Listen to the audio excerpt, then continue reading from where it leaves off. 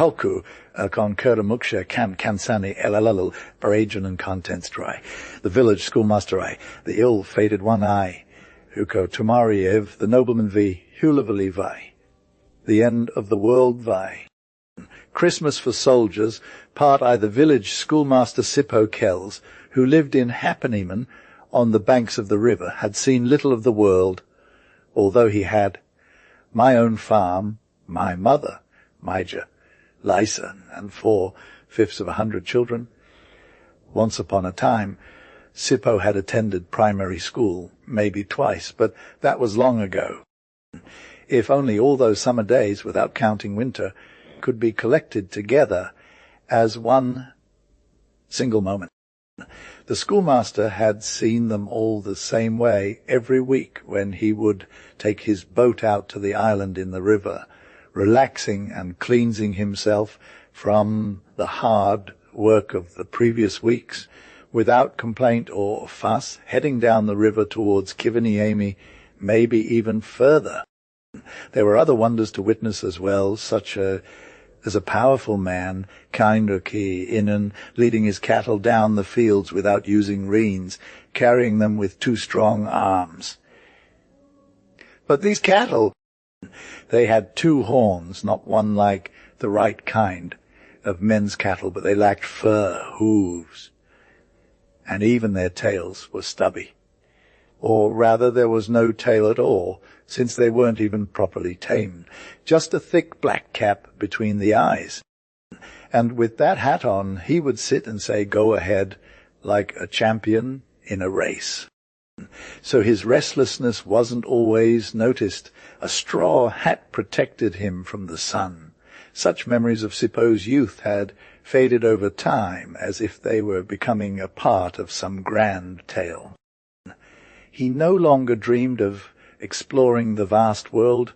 Quite simply, he was content staying in Hapeniemi.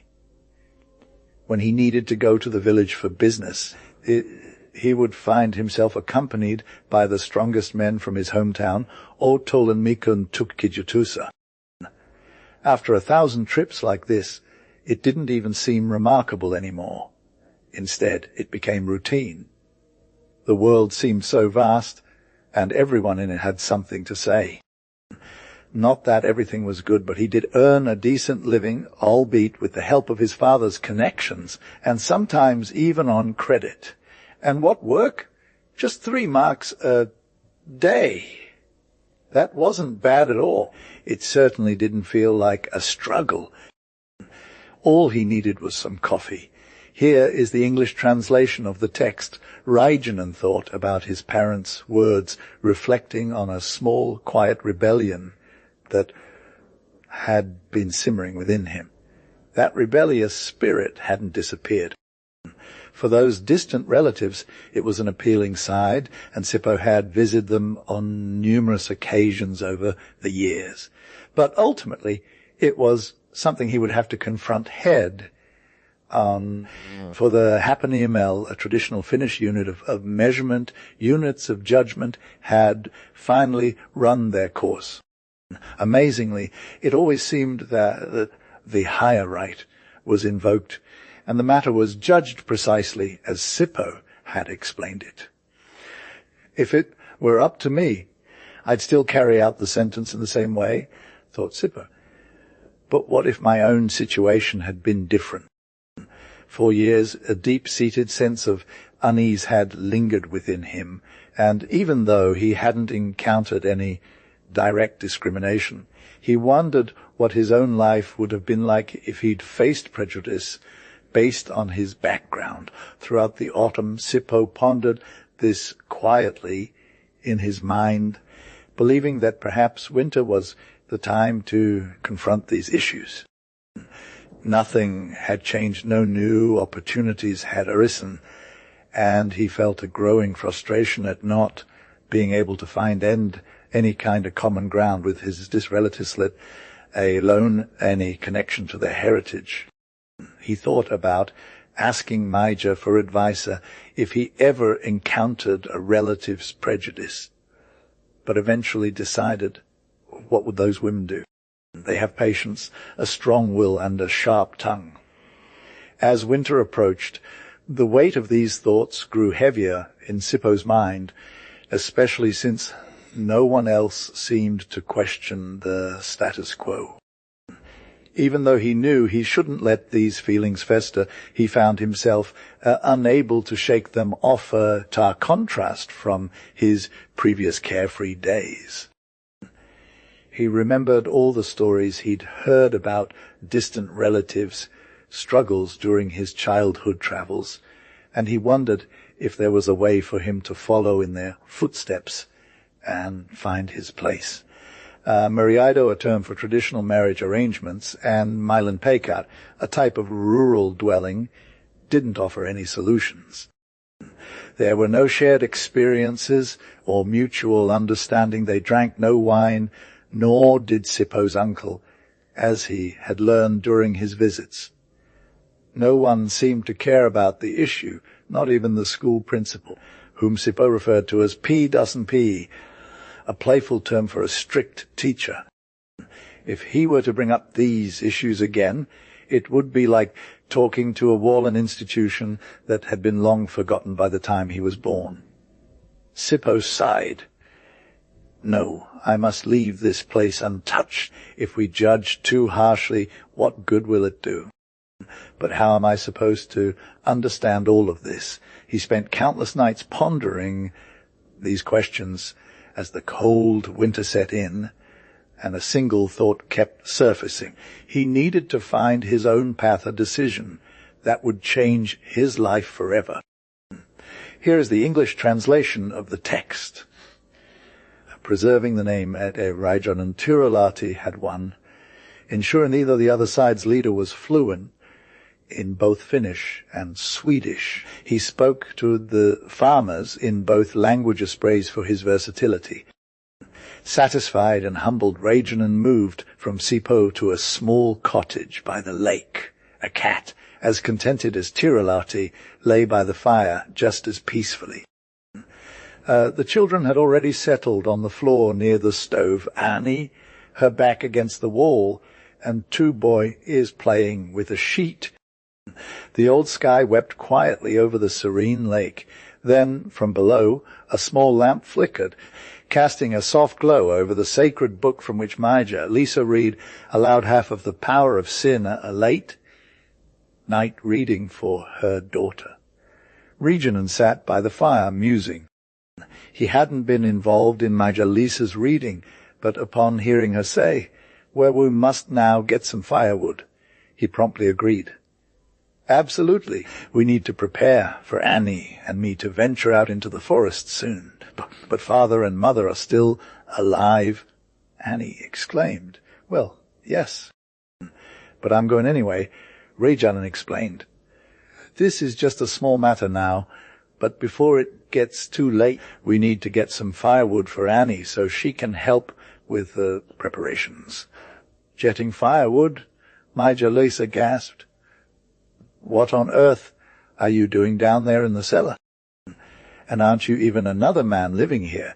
No, I'm not. Reijonen replied, trying to defend himself. It's just, well, it seems like this is something I need to do. Maija Lisa gave him a stern look, but didn't say much, instead getting up and starting to prepare for Annie's journey. She told her, "Take the baskets and go alone to the forest, but be careful." Reijonen sat quietly as Maija Lisa spoke to Annie, giving her instructions. He struggled to understand why his wife was so upset by this simple task.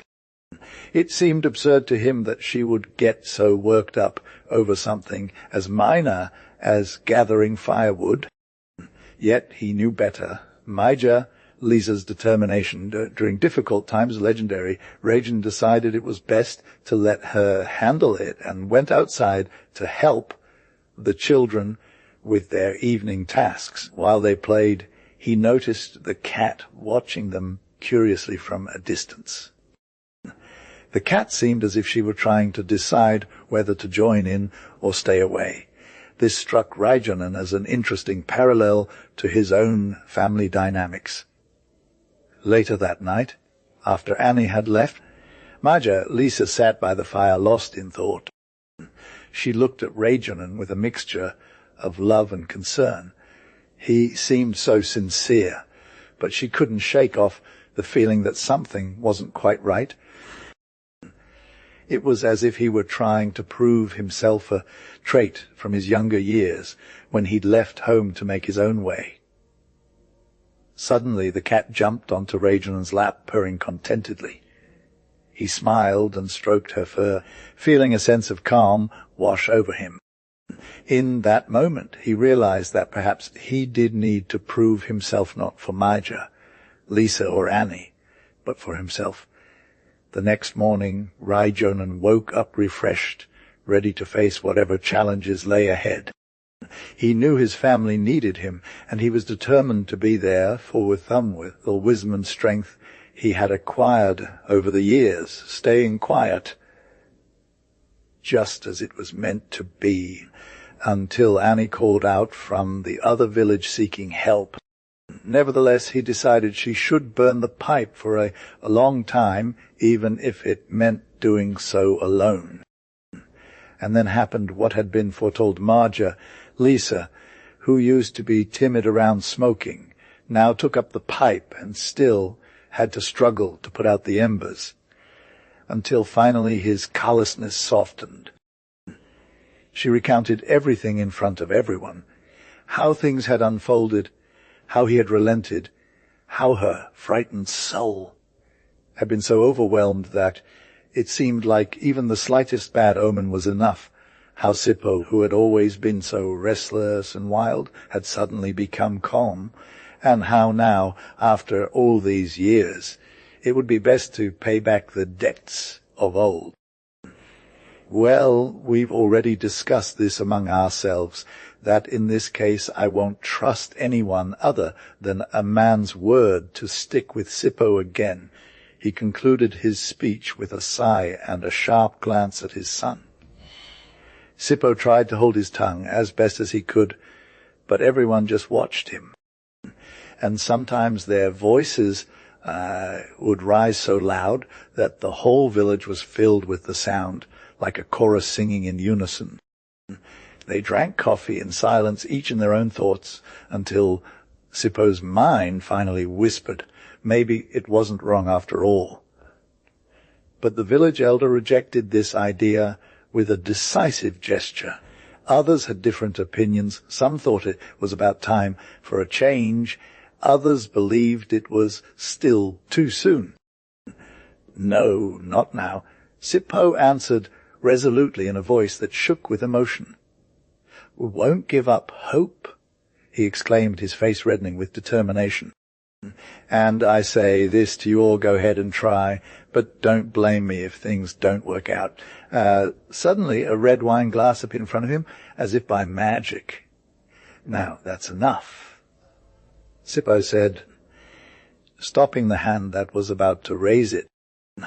"Won't give up hope," he repeated, his voice resonating through the room. "And I say this, if things are meant to be, they will happen." Here is the English translation of the text, preserving the name Reijonen. Sit down, as Sippokin had been shyly suggesting, and be quieter. He had started off very viciously, almost violently, but then he calmed down a bit. Now, however, it was evident that he wanted to break free, which is why Reijonen ordered Sippo to stay put so the man could guide him out safely. The whole man then bent over and grabbed his ankle, but fortunately Reijonen managed to get him to stand still. Now it's done, Annie thought. And indeed, after resting on his feet for a while, Sippo seemed to have forgotten about this world entirely. Reijonen then used the opportunity to walk along the riverbank, and Maja, Lisa, carefully put her silky scarf around Sippo's neck. They resumed their conversation in a peaceful manner, and Lorio Vaskainen, whom no one had expected to be present due to his infamous reputation, unexpectedly offered Maja, Lisa 3 bags of flour, saying he would give a bag for each occasion, and when it suits you best. All the villagers respect this condition, since there was no other way to earn a living in the village. Only a few could afford a half bag and a sack of flour every week. No, Laurie insisted. He wanted to see our village's best man, who can make me feel at home if we win, whether it be in wrestling or in a race. Usually this man was never found in Hapaniemi, but after Nimel's father's promise, they realized that Maija, Lisa, only charged Laurie half a bag, a sack, some brushes, sacks, tools for summer work, and a few extra days of labor at her discretion, but never more than that during those harsh times. Laurie reluctantly agreed to these terms, saying, "No, that it's such a small fee," and left from there, satisfied with the arrangement. There were no further tasks assigned after Maja. Lisa received payment for her help. Sippo, pleased by everyone's kindness, thought each man deserved equal praise at Laurie, had to pay 5 marks. Coffee lovers in the village were content with just 1, and Sippo himself was happy with a single sack of flour. The copper cup would have been worth a mark, but since Sippo had no more flour to offer, he was satisfied with his portion. Nimel's father avoided discussing financial matters, preferring not to give any advice on how to manage their limited resources. Instead, he suggested that Maija, Lisa, could help the children in the village by providing them with some extra lessons during the summer. Here is the English translation of the text, preserving the name Reijonen. "Come here," Laurie exclaimed, his breath heavy with sarcasm. "Unless you want to be called out for your laziness, huh?" "Laziness," Sippo scoffed, trying to stand up. "I'm not lazy, the head has simply gone astray." Sippo's whirled short as he struggled to rise from his chair. The room was empty save for a few scattered toys. Annie, sensing an opportunity, approached them cautiously, holding out a plate. The children, despite their initial hesitation, were soon drawn to the treats. Laurie, remembering the events, understood everything as if it had happened yesterday. Yet something felt off about that day. Not just because he might have been acting eccentric, or perhaps everyone else was too. He thought back to those moments when Sippo claimed to be perfectly fluent, and how his friends had laughed along. Why did he feel so out of place? After a long night, the following day found Sippo once again struggling with his tasks. Laurie listened patiently as Sippo recounted the previous evening's events in great detail.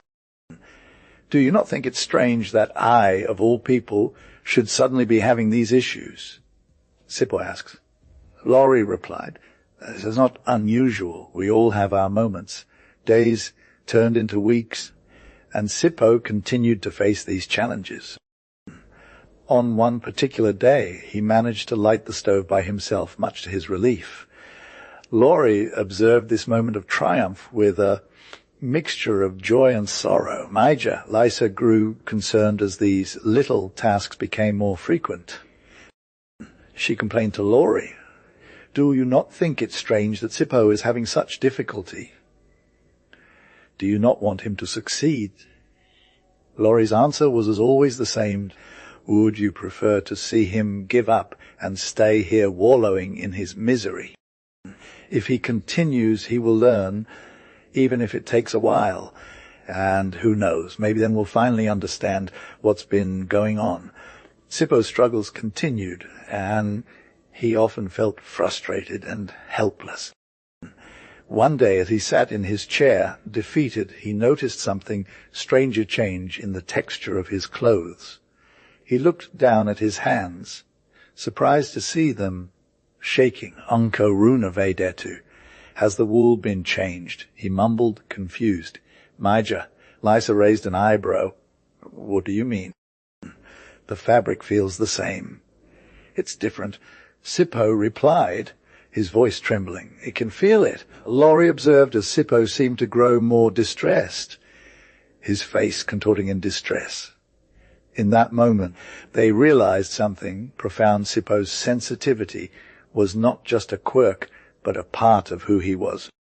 It was a discovery that would change their understanding of their friend forever. The old man Reijonen's memories were vivid. He could still feel the cold biting through his thin coat, as if it were yesterday. The entire room was filled with a chill, like a frozen breath of air from a crack in the wall. After that day, Sippo returned to his work at the forge. A few days later, thanks to Lorik's support, he decided to leave the torpid life of the farm and move to the city in the middle of the year. Then Sippo promised to find an apartment for him and gave 3 weeks' rent as a deposit, money he had earned from years of hard work. The kind man, that good soul, welcomed Lorik into his home for the winter, taking him under his wing when Sippo offered to let him stay for half the rent. With Lorik's help and the warmth of the fire, Sippo himself started to build a new life. Although he hadn't thought about it in years, walking along that familiar street brought back memories, the cold winter air, the crunch of snow underfoot. He recalled his youth, when he'd hurried home from work, shivering and tired. Yet, despite the harsh conditions, there had been joy too. He remembered long evenings spent by the fire with a good book, the comforting smell of soup simmering on the stove, and the latter shared with friends. Now, as he walked along that same street, he felt a sense of belonging that he hadn't experienced in years. One morning, walking past a bakery, Sippo heard a voice calling his name. Turning around, he saw a familiar face, Johan, an old friend from his childhood. "Sippo," Johan exclaimed, "it's been too long. I remember you were always so tough during the holidays, surviving on little more than black tea and hard bread." "I was young then," Sippo replied with a smile, "and life was harsher. But I don't complain, those times made me strong." "So what brings you back?" Johan inquired curiously. "I'm just passing through," Sippo answered vaguely. "Visiting old haunts. I thought I'd ask if you'd like to have a meal together sometime this week. It would be nice to catch up." Johan hesitated for a moment before answering. "Sure, that sounds good, but it's not every day I get invited to dine with such a famous forge worker." They arranged a time and parted ways. As Sippo walked on, he felt a spark of anticipation, a feeling he hadn't experienced in years. It was a reminder that life, even in its simplest moments, held the potential for joy and connection. Here is the translation of the text, preserving the name Reijonen in our village, which is not even 100, let alone 1,000. There are barely any tasks that require more than an hour or two. We do not venture out to the sea, as there are no sailors even among us. The only thing that might earn you some small income is if Reijonen stubbornly refuses to repeat as his first choice what he has done with the last of his 1,000 meters of forest, cutting down trees and felling them. According to my hearing, he has now acquired nearly 5,000 logs from this forest. Reijonen would like to have half of these, but if his father, taking up his first choice, did not have 2 axemen at his service, Reijonen's share would be as small as a child's. Yet another suggests that the maximum number of logs in this forest, and even more, belong to those who came before him, and our youngest children shiver when they hear this story. So, Sippo mused. 2 could become a sailor for a day. If you insist on it, then invite them over with your Turkish hospitality and lead them through the woods. "I'll pay you back your daily wage," said Sippo jokingly. He began to walk ahead of the group, slowly making his way through the village from house to house. By nightfall, many people had gathered from far and wide, drawn by the whispers of a sailor's arrival in our village. Some men, down to their last pennies, had even given up hope of ever knowing where they came from. The fires were lit, food prepared, and each man expected a momentary glimpse of this mysterious traveller. Sarah's Simon emerged from a barn, pushing a sled. Oksala's Iska was just finishing his daily tasks for the evening, warming himself by the fire to keep his body alive while searching for his place in the company of sailors. He had been there all day, unaware of the world outside. The sailors offered him food and drink, though Sippo asked quietly about their origin. "Whose sled is this? Whoever left it?" came the answer. "My father found it on the forest path last week and brought it home. It's been used by everyone in the village since then, but no one has claimed it. The sled was indeed old and worn out. It had carried many a traveller from town to town. But who left it?" Sippo persisted. "If he were here, we would know his story." Said another. They all stared at Reijonen, realizing that the sled belonged to him. "Very well, if it's yours, take it away," said a voice in jest. Reijonen straightened up and went on his way. As Sippo watched him leave, he pondered this admired. "No, if it's your sled." "Then give it back to its rightful owner," someone retorted. A moment of silence followed. Then, with a laugh, they all joined in the joke, realizing that Reijonen had been their common guest, sharing their meals and stories for days, but never revealing his own God. Here is the translation of the text. Preserving the name Reijonen, he was distantly related to a sailor.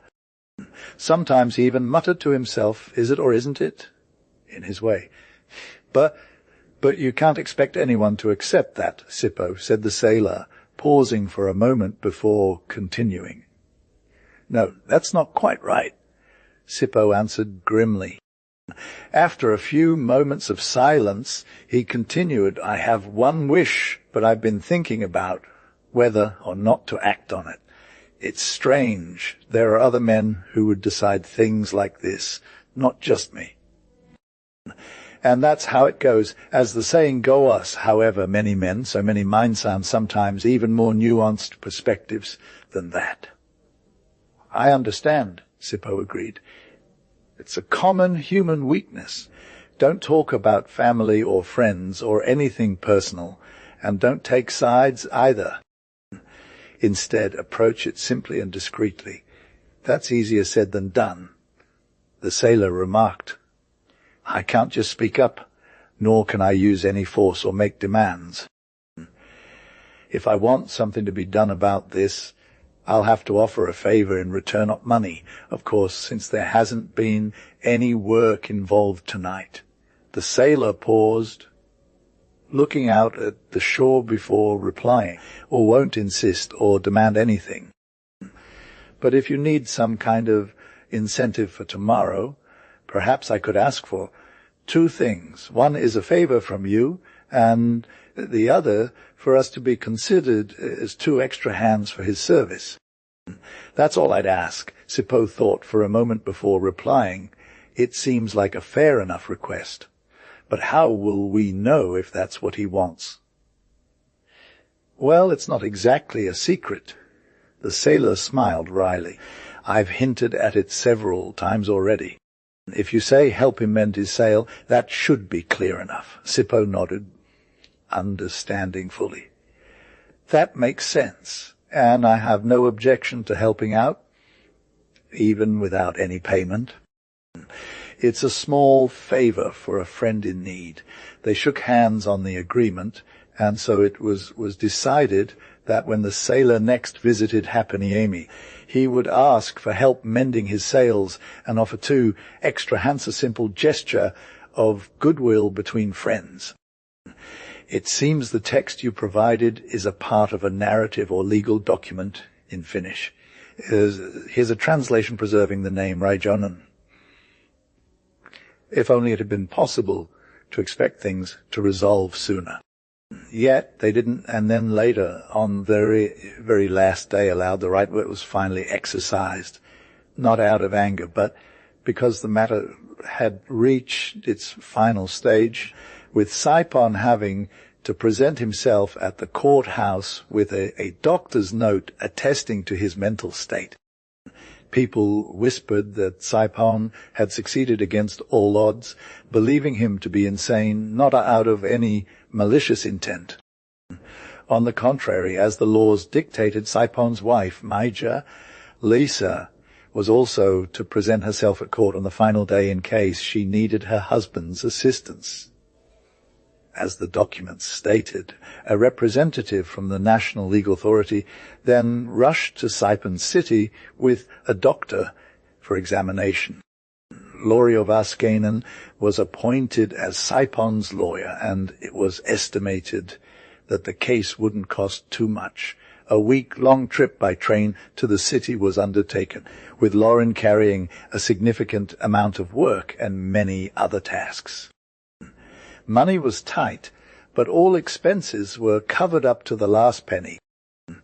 The journey to the legal capital was cut short due to an urgent matter. Fortunately, Maija, Lisa, had accompanied Sippo with good spirits and a positive mindset, as Sippo and Lauri hadn't gotten into any arguments since their encounter. Yet the tension remained palpable among them, especially during the trip.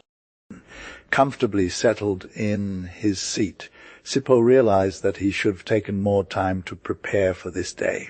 Upon arrival at the legal capital, a thorough examination of the case was conducted by the doctor, who then presented his findings to the judge.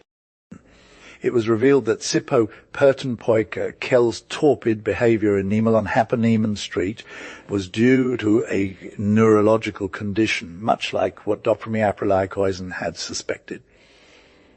Despite this revelation, the judge insisted on hearing from both men. Lyrical then recounted Saipon's state during his stay at Kell's residence. Saipon, it seemed, resembled a small, fragile man who was clearly under stress. And he still does. Lyrical added, if I hadn't spent nearly 100 marks on him, Sippo would have been left with nothing. That's not true, Sippo retorted, as we had agreed to share the expenses equally. The judge then summoned Lauri Vaskainen to share his account. Lauri confirmed doctora. Lyrikal's story and added that he himself had witnessed Steiponst at Kell's place for nearly 2 weeks. The judge ruled in favor of both men, finding them harmless and without malicious intent. The decision was then announced instructing Saipon to cover the expenses amounting to 400 marks. Reijonen veras maihilla. You don't need to pay for anything, but you should still allocate 3 marks each to your closest friends and 4 marks to each of the 5 people present, except for Lauri Vaskainen, who will only get 3 marks. If no one voluntarily pays up, we'll have to resort to a fine from the village council, and then the sheriff Stern, as he was still allowed them a final choice among the village's debt collectors. Happy to comply, Sippo listened to the sheriff's decision, but his joy was tempered when the official stated that even though Sippo Kellers had not been mentioned as responsible for the debt, he had essentially won this argument. It was indeed a victory, although without any financial compensation. Victory itself is reward enough, thought Sippo now. Most would have left immediately, but the head of the tax collectors asked Sippo and Maija, Lisa, to stay a few more minutes. Others remained as well, curious to see what would happen next. And something did a little later. Another tax collector requested Maja Lisa's assistance that day, mentioned an order from her husband setting him as the legal guardian for their children, both young and infant. Sippo also heard whispers of it, but he didn't press any further. It was clear to him that Maja Lisa had made up her mind she would make all decisions regarding Kelix, both as his father and her husband, without needing Sippo's input. With a heavy heart, Sippo realized he wasn't needed anymore. I'm no fool, child or not, he thought. I don't need to be tied down here. The sheriff's words fell on deaf ears. Maja Lisa and her husband never sought Sippo's help with the tax collectors again. Each year, however, she would make sure to allocate a portion of the fines collected from the village to the tax collectors' fund, as the head collector had promised, so that even when the children grow up and start working, they won't have to worry about paying off these debts. Sippo's feelings shifted over time, but whenever he saw the tax collectors approaching, a pang of sadness would fill him. Even though Maja Lisa never invited them for tea, not even from the Reijonen, Sippo often wondered why not. He would joke that the old man should at least bring some young, healthy pern to cheer them up. Don't ask for handouts, he'd say. Either cold, even if there's no wind or snow. I still feel a chill, especially when packing my belongings. It's not like I'm running away. My father advised me to come this way. Yet, despite his words, I'm still setting off on my own path. The cold is biting, but it's the warmth of the fire that tempers it. I've started thinking about these things. If I must live in such harsh conditions, I might as well embrace them. Perhaps there is wisdom in the simple life, even without the comforts of a warm home or rich food. The cold, after all, is not always unkind. It can forge strength within us. As evening falls and the moon rises, I find myself walking towards the church, its steeple gleaming against the darkness. A peaceful village lies before me, each house seemingly asleep under the soft glow of their lanterns. It was not a boy who had ever ventured so far before, but now he had completed his journey to the guest that awaited him. The sight of home had faded from view, and his father had said to him, "Timo, you are a grown man now on your 2,000th journey. Whatever path you choose to follow in life, never hesitate or turn back to these old villages. There is little here for anyone other than children, especially the young ones. Go far away, if you please, and make your home where you find it suitable, even if against all odds. Be wise, always, and look ahead so that others do not overrun the path you've chosen, but instead you can pave your own way." His mother, still in her sewing, had quietly suggested to her son that he remain steadfast and kind, as she had taught him, wherever fate might lead him, even if it meant facing challenges alone. Though his father had cut short her instructions with a brief, "Whatever the circumstance, always be humble." The mother had looked at him, her eyes filled with love and worry, knowing that her son would have to face the harshness of the world alone. Timo, however, only left with a firm resolve, without any set destination, guided only by the stars above. Occasionally his mind would wander, especially when people criticized or commented on his choices instead of offering help. Some even restricted their freedom, and if they didn't immediately comply, they'd be locked away in darkness. But Timo persevered, recalling his father's words. It was a hard pace, he thought to himself, but I had to make those sap saunas that evening as the sun began its descent.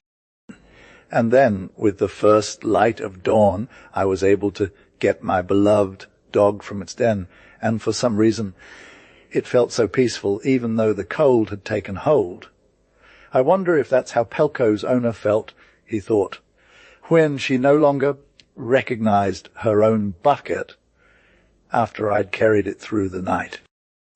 And then, later on, when I left from there, a part of me wondered, could I have gotten more elsewhere? But I wouldn't have wanted to carry that heavy and fast breaking load any further. The forest ended, and the wind whispered through the bare trees. The sun rose higher, casting a warm glow over the fields. Timo reached the outskirts of the village, where he encountered its first houses.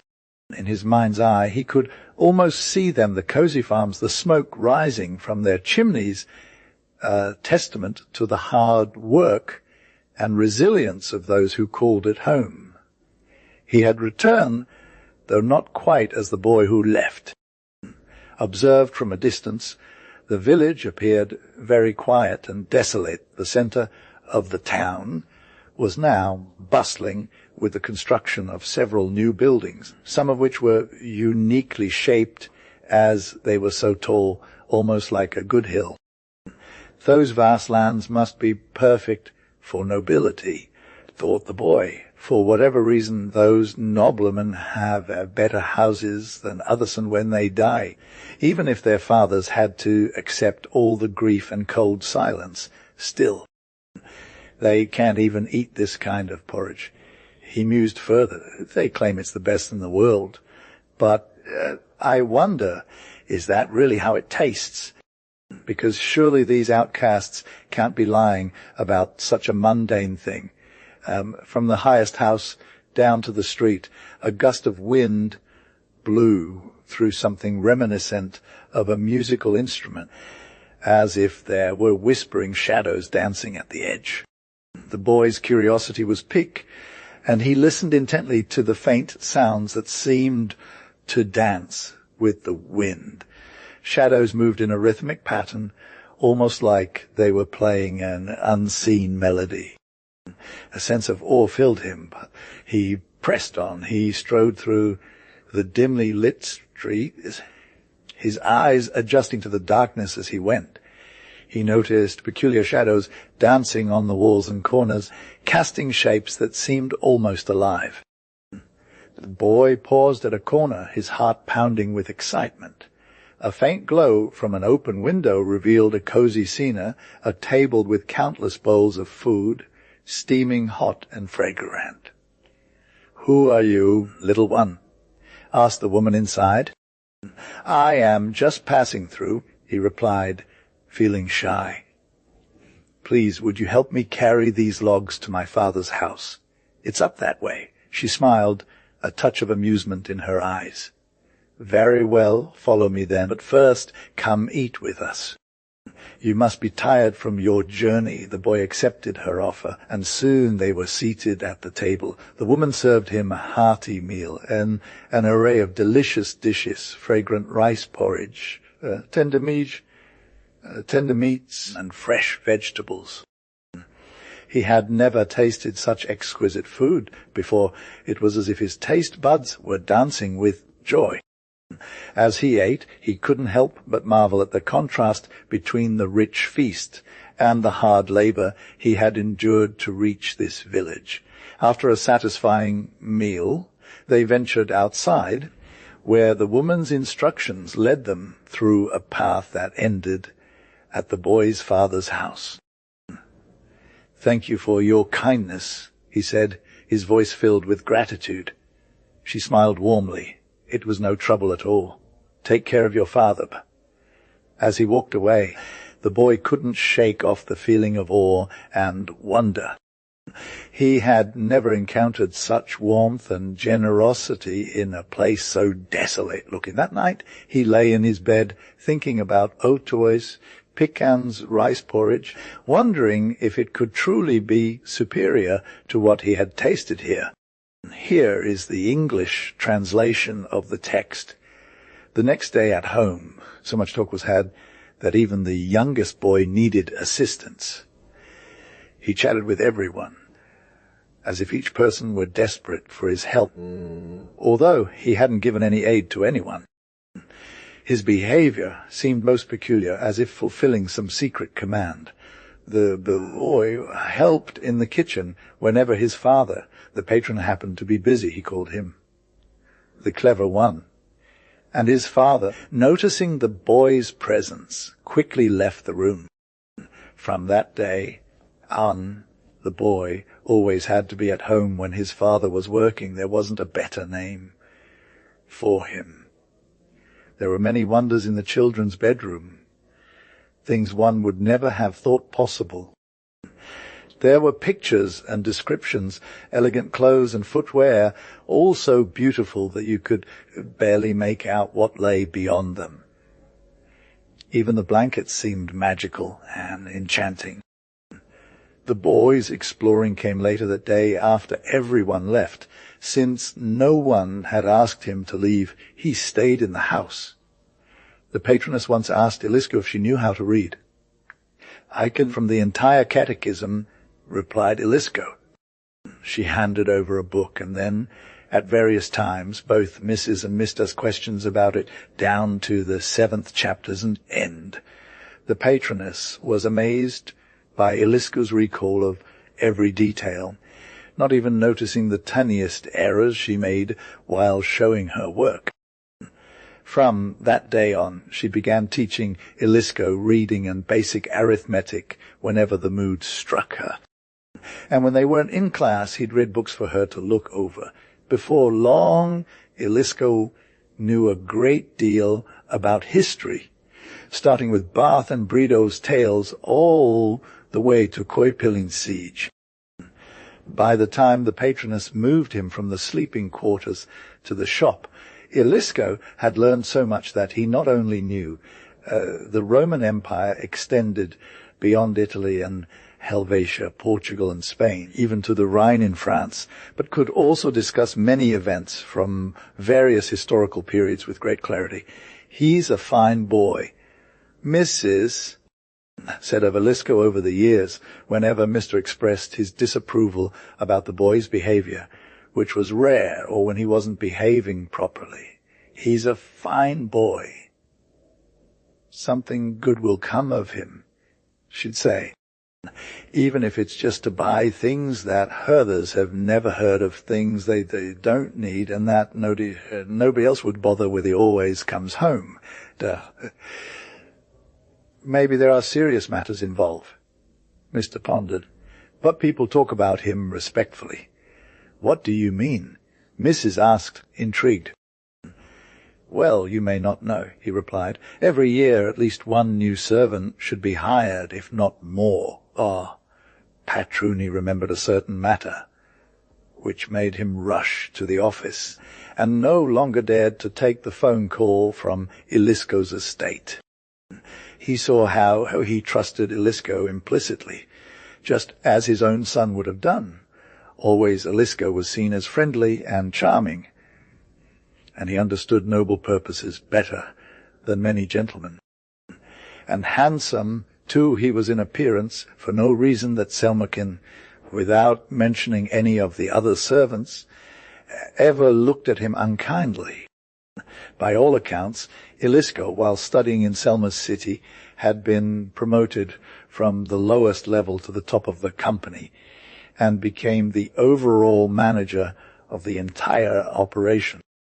He handled all financial matters, made purchases, sold goods, and often, at Patruni's request, drafted contracts in his own name. Even more so, he occasionally took time away from work and only indulged in hobbies when no one else in the whole house was able to do so, except Selma and Elisko themselves. In a fit of mischief, one crisp autumn day, something happened which had been long anticipated by the maid, but which Patruni had always feared and never wanted anyone else in the house to experience. "Whatever it may be," said the patron, thinking her only daughter, "we will not allow her to be pushed aside for any man, not even Elisko." "But he is a good man," Patruni insisted. "And if Selma loves him, No. Petruni cut him off. Not Ilisko, but perhaps. The maid interrupted. Perhaps what? Don't you see how terrible this would be? Don't you believe in your daughter's own judgment? She wouldn't give her only child to any man, even if she loved him. I understand, said Petruni reluctantly, but added, nevertheless, Ilisko has been with us for years, and has always been a trusted member of our family. He is, but the patron's words trailed off as she left, leaving the maid and her daughter alone to ponder their fate. Reijonen's request to Losta, eroita mista. Patronita jo liskul oza likistan, siloin henai aivoi teken pua, sinan erotimus esta, sanoi Petruni. Oten kill ozen, mudda vaden selman koppen tekiji izixi, modakan. Selma einait sostu ninoten pullet coco likist, rukoili Petruni, ieliki teddy hei vitmaiksi, veenleti asiat olorin alan. Ilisko vastasi kuvasti, dot ik haluta, kira hizi Petruni taskazesti. Mota emanen mit isin tadat, Reijonen vastasi emenentaden sit samaya, jodakaiki motkin kaipavat. Min taden ve pumatamata, kinas kai jl mayan ilo. Min taden elemen ani, jode hia eritskin and kiaskin valta. Mingan taden luva elemi joka cementa imazin onen jati element takamaseksi. Min sis taden sama joda it sit nortinoi san. Jopotlo sajamasa. Vit matzi Petruni. Oda pulka minuasil kis. Van hamiest hier pios, an seinen havik simasi oni iolet misan olamasa. On varman, viad Ilisko. Aitini olionellen, kentizi elisi minastaken tolet onellenen, mudda tisa viovat sis lysit voimani upunit. Coco olantoni sastunan. Selma sen voipivet vil putesta mot ivda, havida genoiden have dc ta hayden tadomen, night see sigadat hake pio kannite at tanatil, Reijonen jigaresti, and in nimi on Timo Ilisko, Jtovioxani, nat kan olen vamis kuvela et tavits peljide itmitten. Manala on Jovalta kiga sisi, mata enkidi ye sits vein goxen and kan vein tavutate echi net tulaman vemoxini. Min rakastan selma, ulen rakas hera he, nel selka rahoja ivdai mevi, ti elis esti pisti petade minua. Petruni husi, minin and voi. Sited anasco celas esta nesta ne sti vigi, sti cuin te olet. Petroni sutan sudela katoi mutta e jolken. Here is the translation of the text. Preserving the name Reijonen, he found his strength from within. As he waited in the present moment, he continued his speech with a calm demeanor. It is said that a person receives what they desire. You perceive me as a napkin, a small boy, but you never understood my true nature. Then you would have witnessed my struggle to fulfill our needs, like seeking shelter from the cold and finding comfort in my father's cave and crown of trees, and helping myself in other ways. Feeling my determination, I decided to take matters into my own hands and create a barrier against the harsh elements, taking charge of my survival, but refuse to accept my limited resources. If you are truly a man and wish to improve, there is still much to be done. But if you do not act according to your will and embrace the truth, both openly to your spouse or otherwise transform your life, you will lag behind in the eyes of others. Now, I am heading into the wilderness for a few weeks as I no longer trust those quick-witted healers. Upon my return, whether it be with all the money I have or through Selma's support, I shall reclaim my dignity and show them that I am not to be underestimated. I will rise above their expectations. I shall bear the weight of responsibility on my shoulders and hold my head high. To put it simply, I intend to bring more light into this world, My patron said something then, but Elisko cut him off with a mere gesture. Selme. Let's continue, Omani. Elisko, you are unpredictable. The patron replied, say what you will. Selma and my single child is not some possession. Everything will be all right. All right, whispered the patron, you speak wisely. Correct me, Elisko. My home, my happiness, and the respect of others. Think about it. And my old wife and Selma. And what I have done for you. I am tired of pretending and lying. I want to begin a new life, following Selma's path, with her gentle spirit that always looks me in the eye with kindness when she sees me struggling or needs help. When I embrace her, I shall set everything right again and be worthy of the respect earned by every man, even if he is not rich. The ancient traditions seem too short-sighted to me. They can be corrected and made better. Just as I said, with Selma by my side, so much will change for the better. My health will improve. We shall send her abroad and stay here to build our lives.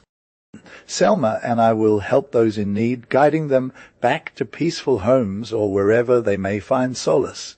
It is impossible for me to do this alone, but with Selma I can. And so, one last request, be a man. It is difficult to uphold integrity, especially in solitude and independence. Recognize the truth, or else we shall all perish. If I grow angry, you will see my true form. Here is the English translation of the text, preserving the name Reijonen was not just an ordinary man.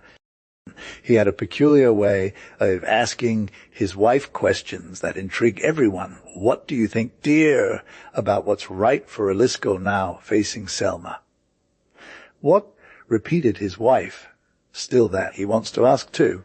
Him, how can one truly feel the existence and life so precisely that it becomes possible to understand it, let alone act upon it? Reflected Reijonen. Elisko feels the world as a canvas, concluded his wife. No, just moan less, for I am so tired and sleepy. His wife fell asleep soon after, while Reijonen stayed awake, gazing into his wife's side of the bed. Later that night, he heard something from another chamber, some murmuring in a foreign tongue. The next morning everything seemed quiet, but Reijonen was still absent. Leaving his half-empty glass behind, driven by an unseen force, his wife called out to him from her room, asking him to come back. She had a strange feeling as if something awaited them. Reijonen returned, but he too felt a strange pull, a silent reminder of a past life. A doctor lay confirmed the inevitably Reijonen's time had come with the support of Selma and his wife. He found solace in the belief that his actions and writings would live on in the care of an old friend from his previous life. It seemed that Reijonen had not completely lost his faith in humanity. He spoke to Selma and his wife about these things, revealing his past as if it were a dream from the night before. He left the house that very day, leaving behind memories that no one could truly understand. Although many doubted him, a doctor's testimony later confirmed the extraordinary Reijonen had survived for decades after most would have given up hope. In the end, he had fulfilled most of his immense responsibilities except for a few thousand Metz Copper's forest products, 3 years' worth of salary, and a couple of 100 acres of land. It wasn't enough to secure his financial future, especially after years spent mostly on research and solving various problems. Reijonen had considered moving to a different village, but he could not bring himself to leave the familiar surroundings. The general opinion was in favor of the move, as the nearby village promised better opportunities. We'll be leaving the old ways behind, they said. But Reijonen's heart stayed put. in that small, quiet town by the river. Here's the English translation preserving the name Reijonen. He usually goes to the village, but he occasionally appears at the edge of his village, drifting towards its inhabitants, even towards himself. They have to chase him down to get a doctor for some man's injuries, or follow him on foot here and there. In this way, he has always kept his path hidden, but in the simplest and most ordinary ways, it was only the merchants who followed his tracks. You would never have guessed how many different of Gup's goods could be gathered from a single village if they were just available, and everything was available at reasonable prices, even for cash, and he could buy anything from Ilisko's general store. "Don't look down on Ilisko," said the owner, whose last name was Lippel, addressing his son-in-law. "The store is not lacking in quality goods, though it may have its peculiarities as well." Thought the sailor, maybe it would be better if he didn't place any special emphasis on books. Over time you can always regroup and cover all expenses, even if you let him rent them out at his own price. Twice I've asked for a loan to pay him back, but he just says these growing pains will eventually pass. And the interest is always added. "Indeed," said the merchant, "it's better if he doesn't depend on books. Years ago, when I had money, I could always borrow from him for a good cause, especially in winter, as many masters do. Now, I fear that man taking his bad luck and turn it into a business." "What bad luck?" asked the merchant, concerned and eager to make a fair statement. "Maybe there's no point in talking about books anymore," he continued. "In these harsh years, Ilisko has stopped giving credit to anyone, not even to me, when I need supplies for my crew. Now, everyone from Hatajai's Irvi brings him the biggest and best books from all over. They will soon fill this village with a great deal of reading." He thought, for Ilisko no longer allows his goods to be sold according to the owner's wishes, as they used to. Instead, he has been hoarding them for too long. Yet they keep growing, especially since most and best houses in Hatajai have started buying from Ilisko. Men were hurrying downstairs, and women stood on tiptoes, almost every house having a buyer or seller. But Ilisko explained, "The times are hard, and I need my own things, as these difficult years have brought me such great losses, as you know." So, said the merchant, "You didn't really need all those books." "No," answered Ilisko. And it's not just books. It was a waste of the boxes of cookies, the sacks of flour, the bottles of wine. Everything I had to move out of my way for them." "Indeed," said the merchant. "You've been too generous." Here is the English translation of the text. Reijonen's unwavering spirit, he signed papers allowing the house to take care of itself, while his father only survived in the Ilisko farmhouse from the day of the coup until death, with enough strength to sign contracts stipulating that the estate would be paid off in installments. The will specified numerous clauses and conditions, prompting Lippler's naval captain to ponder. How many times will this house have to pay?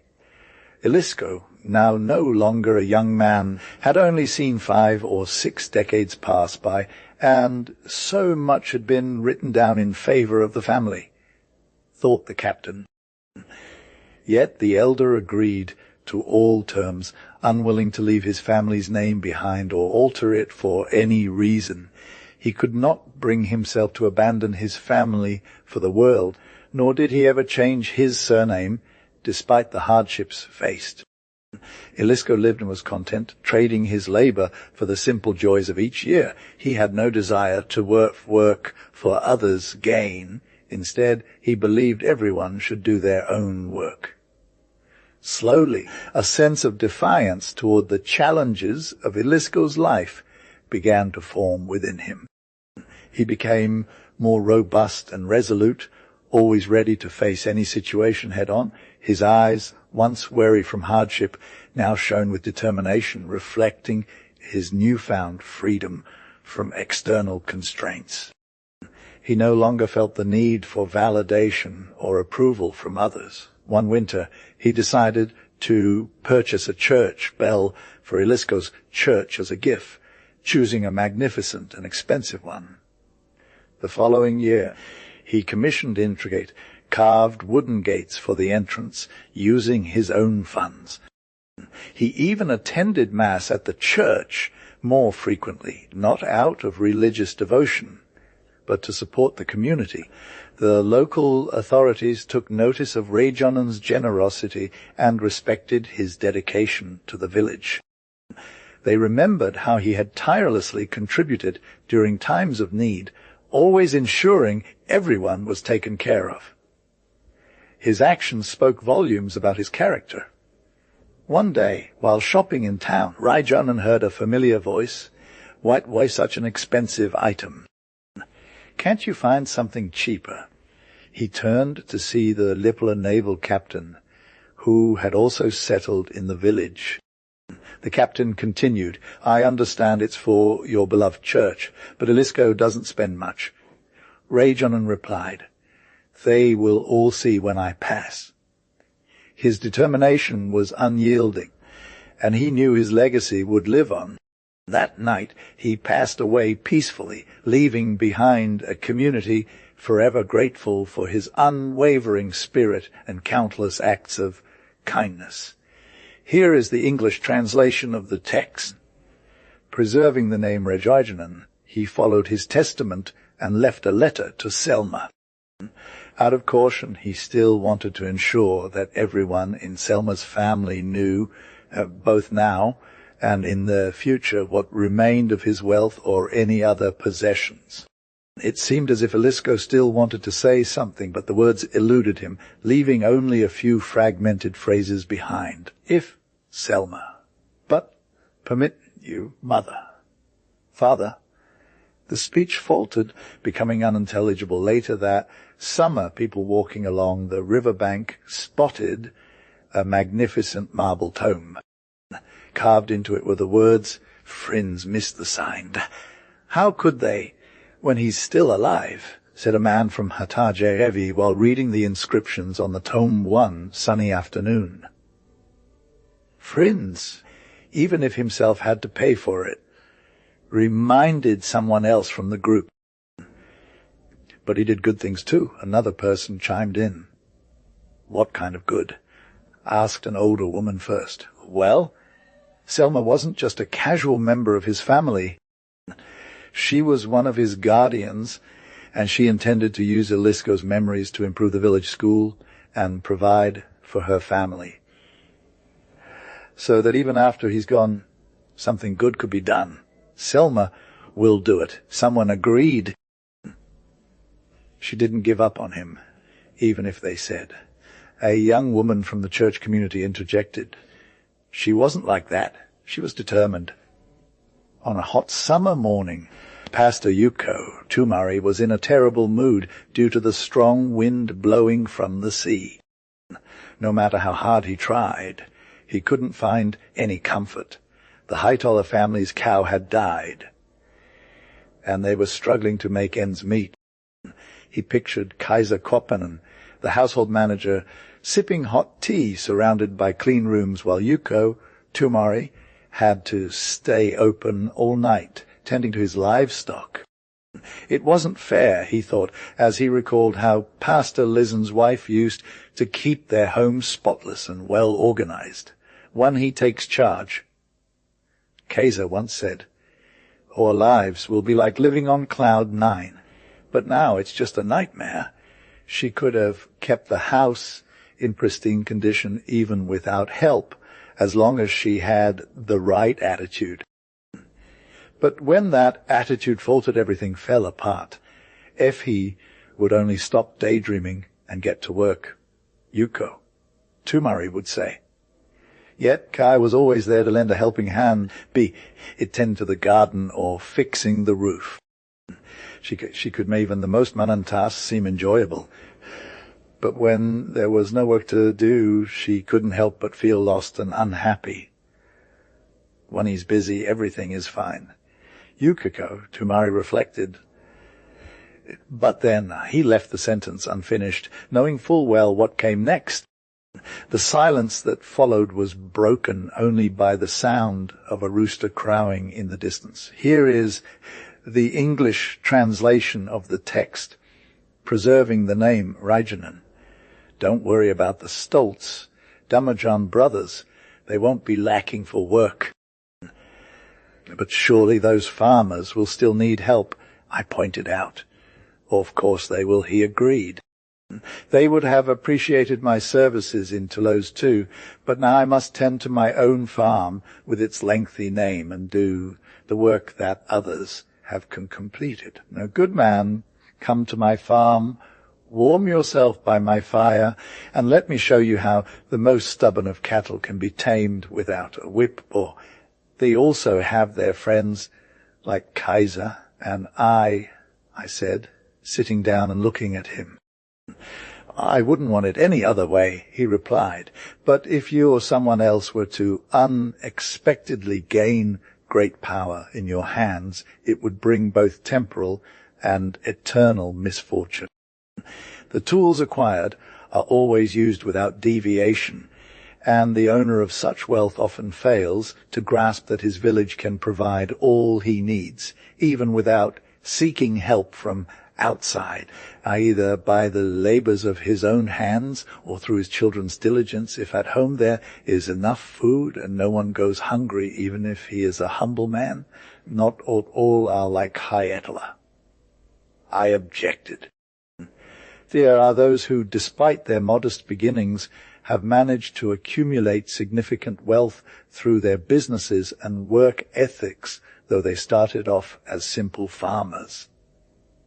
For example, Hayatola, who has invested in liquor and wine, both in his business practices and personal life, has taught his children laziness and frivolity, so that even the girls are accustomed to the world's hardships and injustices, when at home there is plenty of work to be done and no time for idleness, work.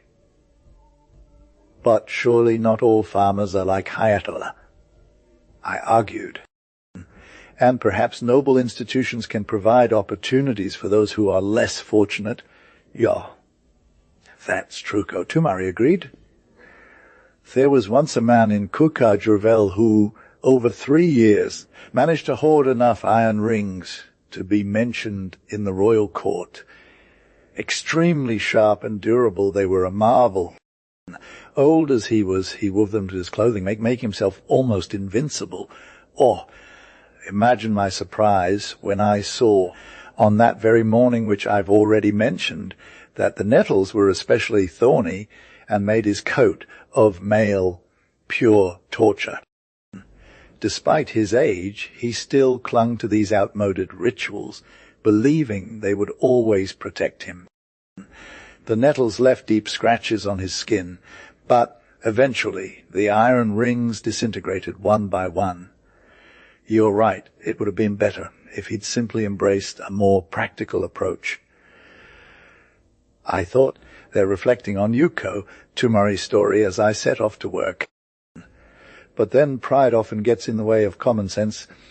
Here is the English translation of the text, preserving the name Reijonen. Mother Anna told us to work, but I came to make a record for you, as it had been in the process of being written by the spirit of Mikko. Nonsense. You should write down your affairs, said Yuko, Tumari firmly. Whose matters are these? The boy answered. One must write them down to God. Yuko, Tumari frowned angrily and said, Boy, who sent you here and taught you to address God like this? The boy's face turned red with shame, and he bowed his head low. Struggling to maintain his composure, he spoke. Please leave now, good Yuko, Tumari. No one sent me, but when you wrote about Mikko the spirit. I thought if you would write for me too, God might raise my mother and have her rise up to give you bread. Ukko, Tumari, listened attentively as the boy recounted his story.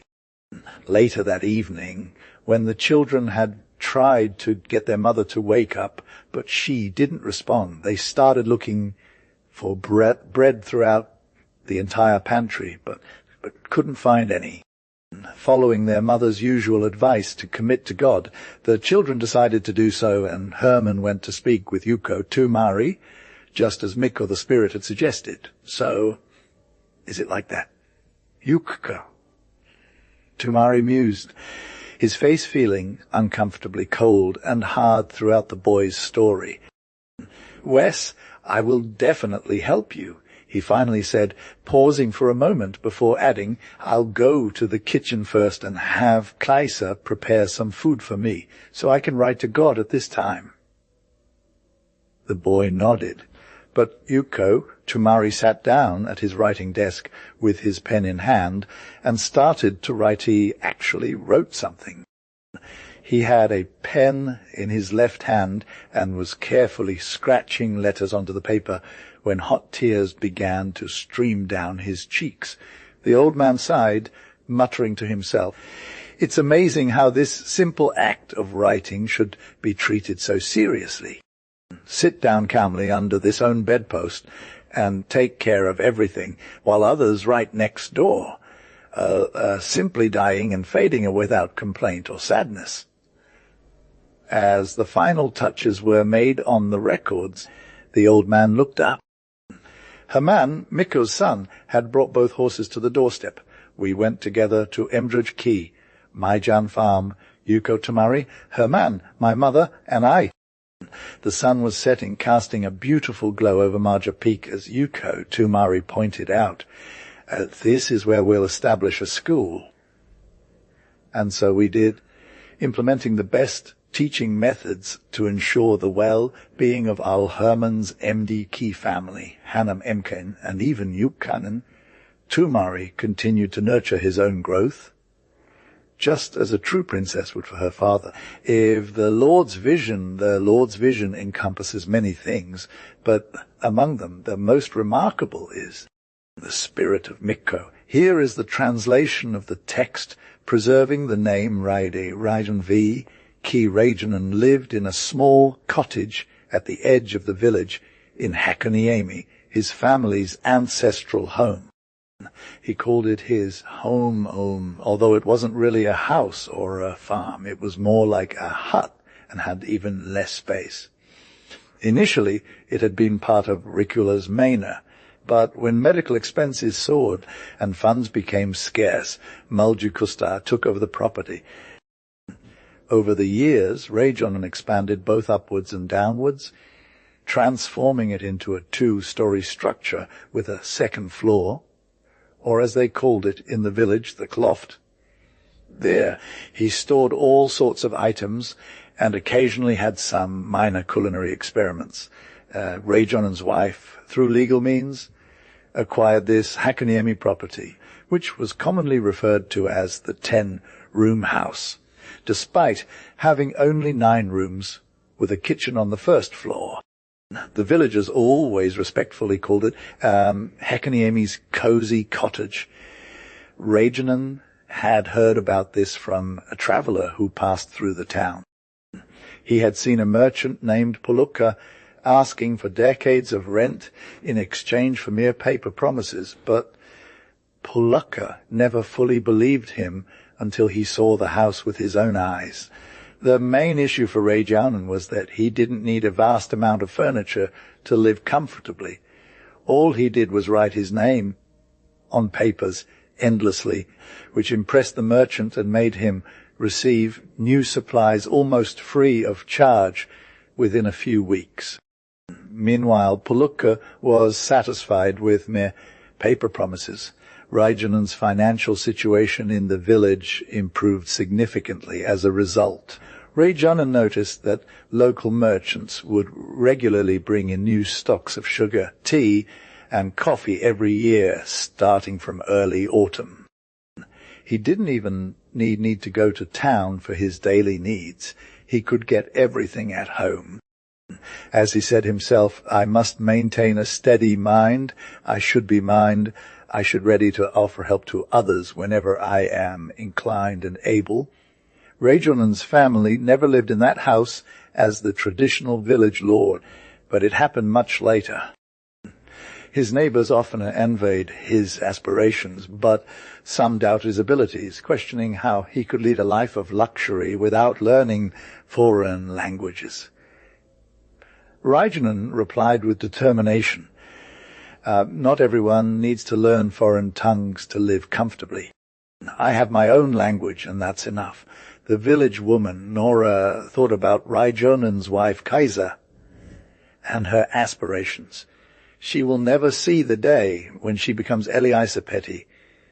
Katharina, Nora mused, referring to a higher social status in the village.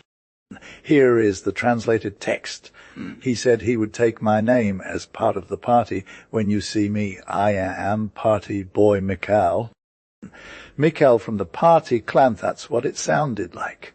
Then, after a moment, some rumors started to circulate about the rich Velir of Mikhail's father dying. Mikko changed his name immediately, but since the church authority wouldn't allow such a direct change to his name, and he wanted it done once, if ever, he considered names like Naren, Ahur Kagai or Mulaikaisen, before finally settling on the matter.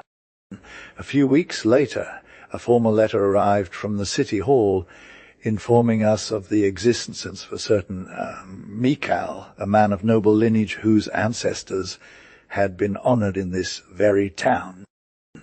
The mayor kindly explained all the intricate details and difficulties involved in obtaining Mikhail's true lineage, as per the records kept in the city archives. According to the stories told about him, the mayor mentioned Mikhail's interest in ancestral traditions, which led him to believe the Mikhail did belong to a noble clan. Further research through archive documents was needed to confirm that Mikhail was indeed a descendant of a renowned family, whether his lineage was legitimate, and how many times his family had been granted privileges or titles by the city. There were still questions regarding where the funds for these privileges were sourced, whether they were acquired in good faith, directly from the bank or obtained through other means. The mayor then detailed everything he knew about Mikhail's lineage, starting with the official records and including various documents, accounts, receipts, and notes. Mikko listened intently, but remained somewhat skeptical, as he deeply knew that wealth could buy many things, even titles. But do you believe that good neighbors, all of them, would have allowed this to happen? If so, how? Mikko asked curiously. Not entirely, but they did start whispering, the mayor replied. Afterwards, it was all about percentages. Oh, those numbers!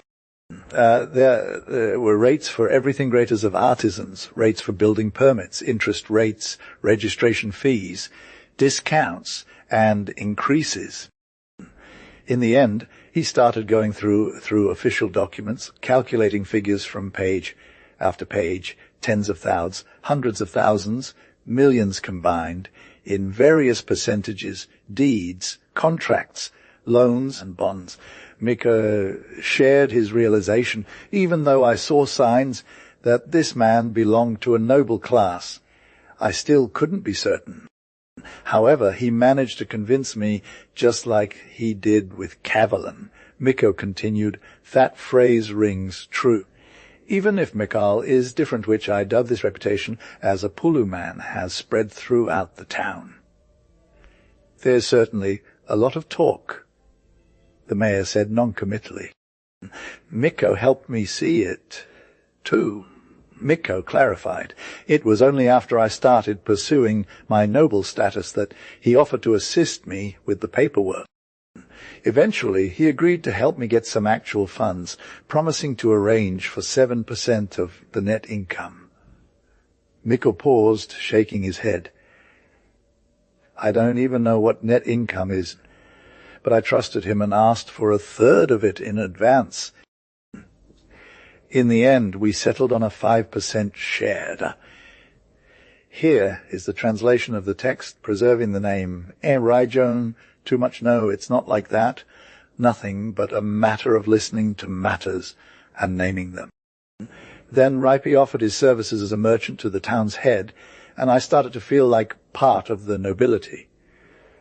At once, he ceased patronizing me with his shop talk and shared his cups with me. I execute Mr. Mikko's affairs in a principled manner, just like during the same autumn when he brought money from Häkkinen, said the merchant. Then his life in Maikon began. Mikko spent every day and night speaking only Finnish to others. As is customary for many men, he no longer even called himself anything. The patroon. The patroness, Elisabeti Kathoriaina? Of course.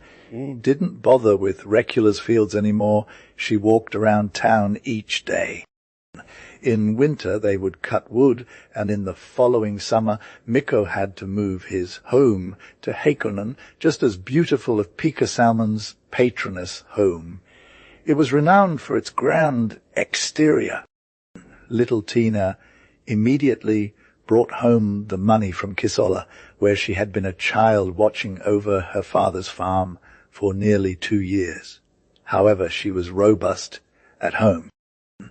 With great strength, she learned that it wasn't suitable for a noble child to have his or her own room, but rather to help with household chores like other children, something her mother called playing with the sons of the house.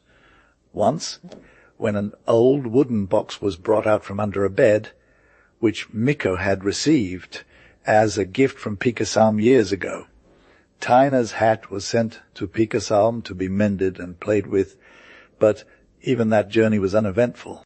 Soon after, Tina was accustomed to making long stops on her way home, where, if it was indeed considered proper, she would take a moment to show people that we don't need to hurry in saving money, as many other nobles have to. The next time was even more intense, when Tina had to carry her hat with both hands while walking down the road resolutely.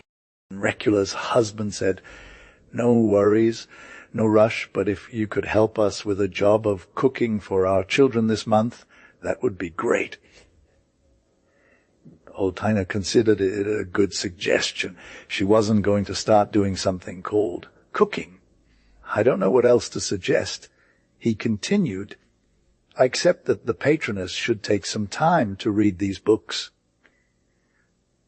Tiina followed this advice, but she wasn't particularly enthusiastic. There weren't many other books at home besides an old volume of verse by Mulju Coston, from which numerous pages had been torn out. The merchant's assistant even lent her a book about Sibyl once, but Tina's interest faded after just a few days.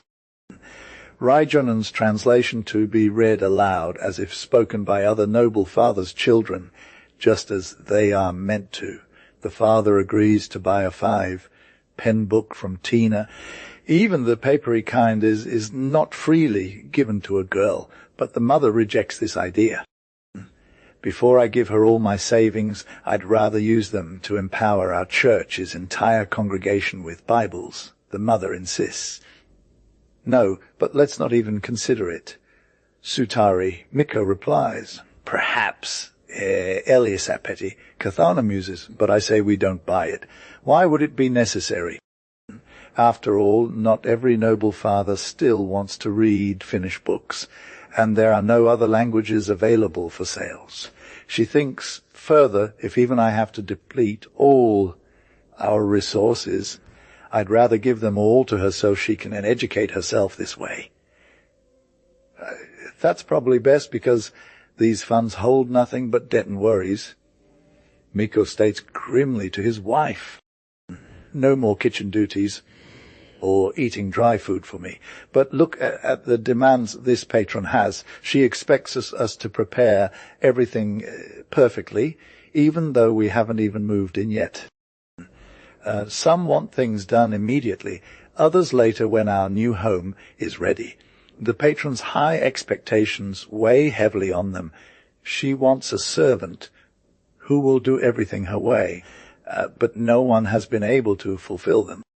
Finally, Hallolan Voimes, the town strongman, is sent from the city to Hakaniemi, though it was a shame for Mikko's noble family to not have their own person.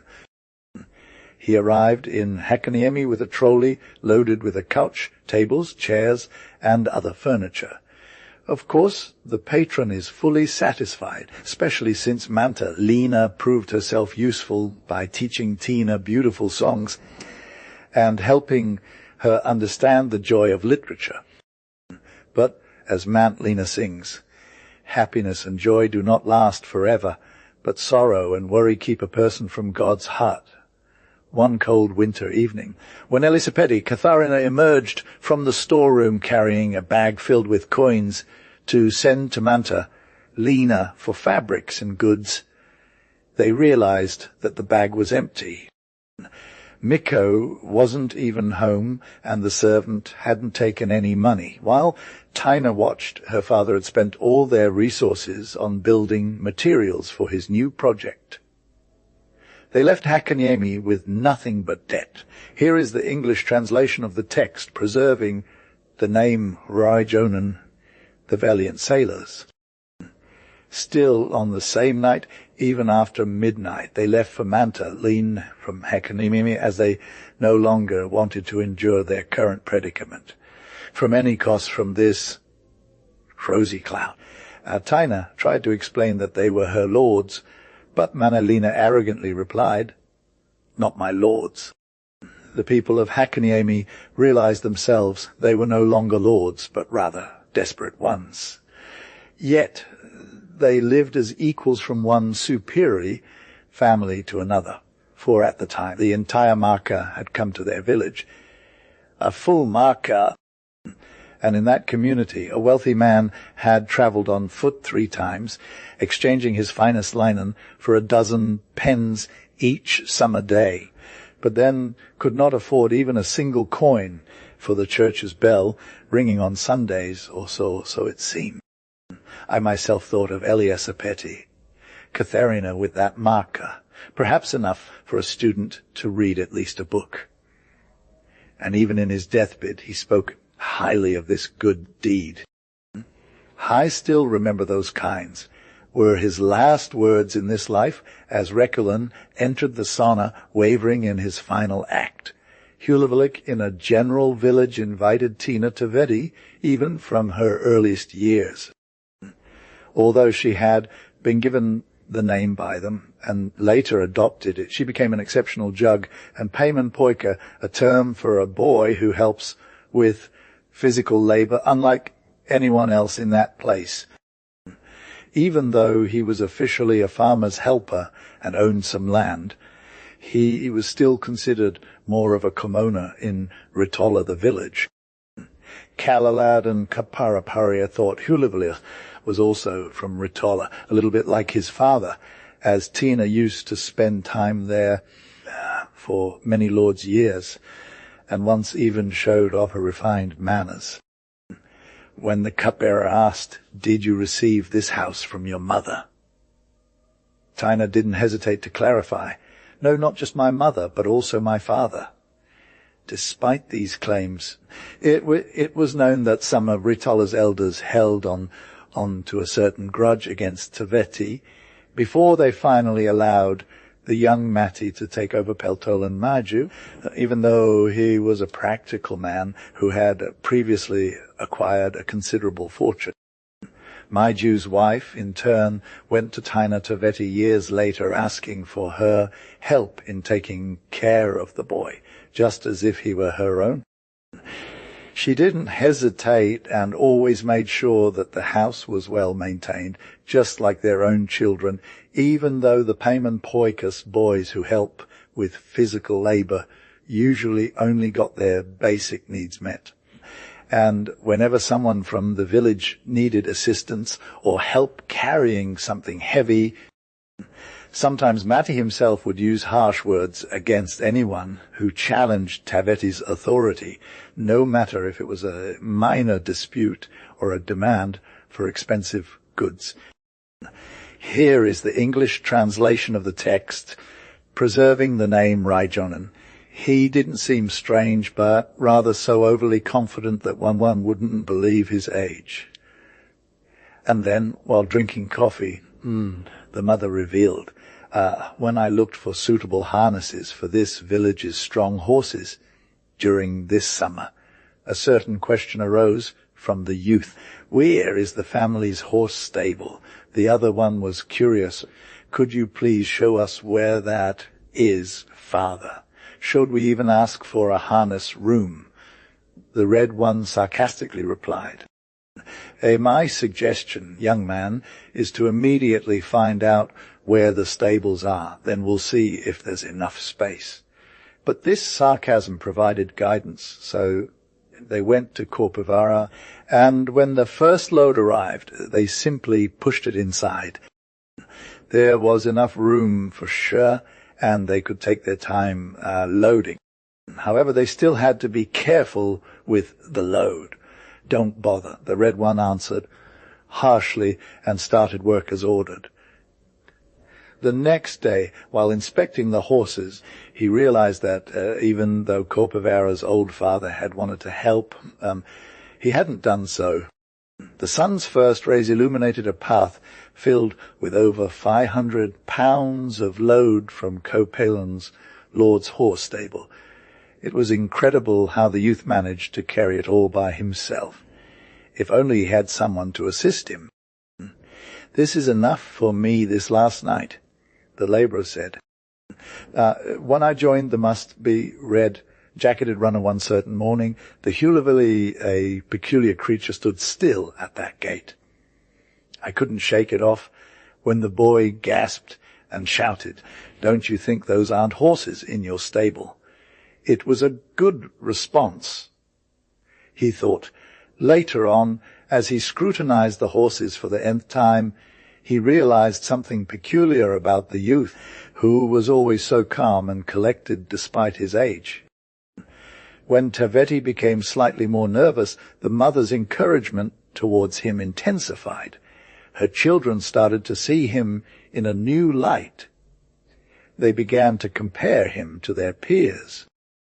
Except he often showed a clear disregard for traditional food, preferring to eat similar foods as other children, even if it wasn't the usual fare. As Meju's daughter grew older and reached school age, she insisted on going to school, but struggled at first.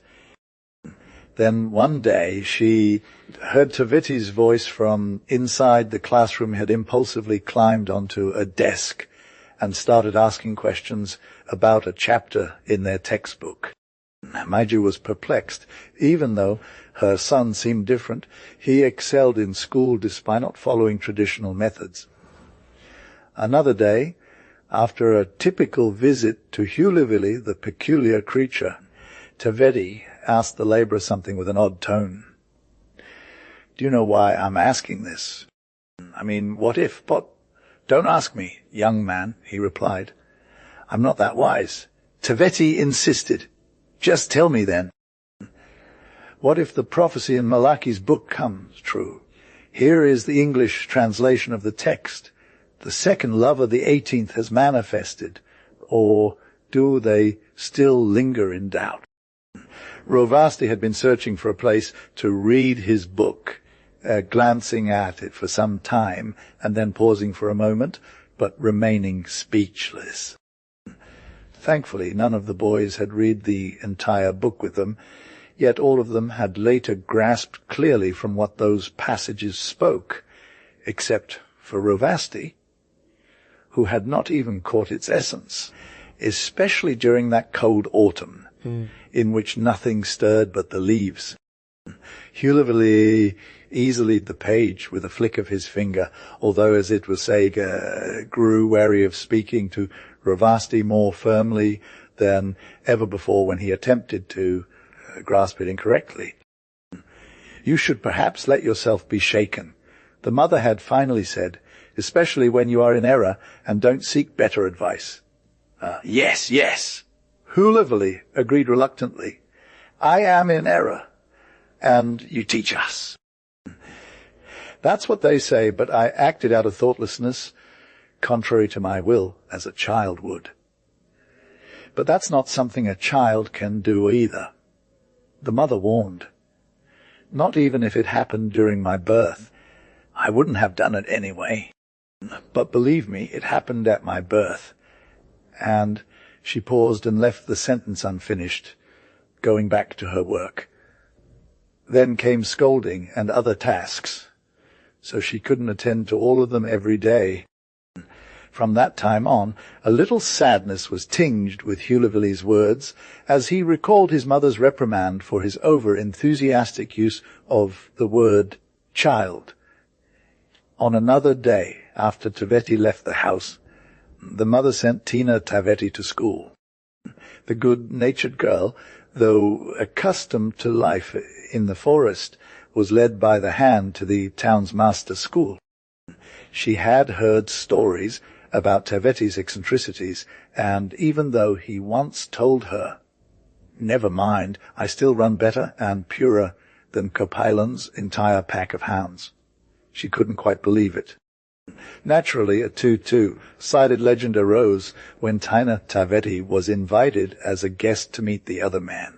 He had to listen passively without responding, as he wasn't even aware that it was Taveti they were talking about.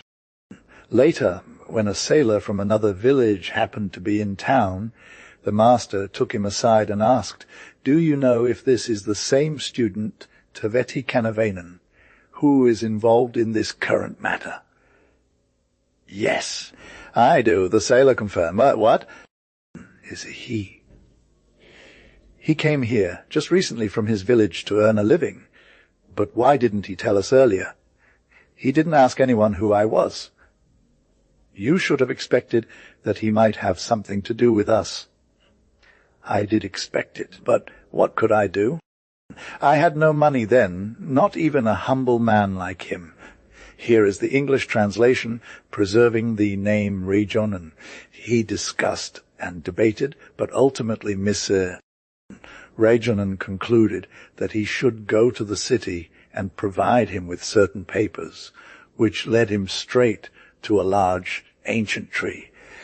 A few years later he returned there, carrying these books his possession, as if they were rightfully his, with all the authority he deserved. I suspect now those letters probably buried in Tina Reijonen's post office. Mr. Mikim, and the ship's captain mused after being informed of this. It's no longer worth offering them, as a man has been appointed to the position of master in full compliance with legal procedures. It holds no value anymore, even though its essence certainly still beckons. So thought other acquaintances, too. Yet, during Christmas, stories about Tina Reijonen's post office were whispered in every corner of the village and echoed within the halls of her post office. The man had visited there to deliver newspapers. He was quite familiar with the town. After fulfilling his duty, Mr. Reijonen would stroll along the pavement, occasionally glancing at the buildings on either side, when a letter slot suddenly opened. He stepped forward resolutely, entering the sorting room. "Why do you come from the west?" The postman questioned Mr. Reijonen with annoyance and jumped up from his chair placed by the window where he had been sitting with a glass of wine in hand, alongside a young master brewer and another gentleman, one of Kiskiladen's most notorious lords. "Don't you see that the slot is open?" Mr. Reijonen replied confidently. He then glanced at the slot intently and slowly reached for it from the outside. "Sir, what are you doing now?" "Just sitting here, waiting," he humorously answered. "Crazy man. Nothing can be done there." The postman retorted. "Well, I thought maybe I could join your ranks," Mr. Reijonen playfully suggested. "Get out of here," the postman demanded sternly. "After some gratitude, Mr. Reijonen stepped away from the office, but was still under the postman's watchful eye for a while. Later on, he felt a mix of emotions when the master brewer's father remarked, "It's not crazy, it's just that he has endured much more severely than you, my dear son, and see how he barely keeps himself from dancing with joy at his own table, or let's say, in the best case, using newspapers as napkins." Yes, it was a terrible fate for Rita, the only daughter of Ritalin, who experienced this great accomplishment and sorrow that Meiju Imantiad, her mother, could no longer embrace her. Even if Matti or Meiju had not heard anything from Anne-Maria up until that point, they would have known about Tina Reijonen's frequent visits to their village through rumors or word of mouth. Their parents would have been none the wiser, even if their daughter had passed away. Nonetheless, Tina Reijonen had shared this news within their hearing. Initially, Matti was enraged and shouted, "How do you know that, Taveti? I've kept an eye on him like my own." "Mr. Reijonen responded with a tone of finality and continued with his usual demeanour. Mrs. Meiju, upon hearing this, here is the English translation of the text, preserving the name Reijonen Olet Kalpi as if death itself, and then when Anna-Maria had entered the sauna and Matti, her beloved, tenderly embraced her, and neither knew anything about Anna-Maria's condition. So Tina Taveti, Kalaladan, Serdi's sturdy servant, had to venture out in the cold night to seek a doctor for her. Despite the harsh weather, he persevered, but Anna-Maria remained hushed and quiet. Then Taveti said to Matti, "Now you must send for a physician."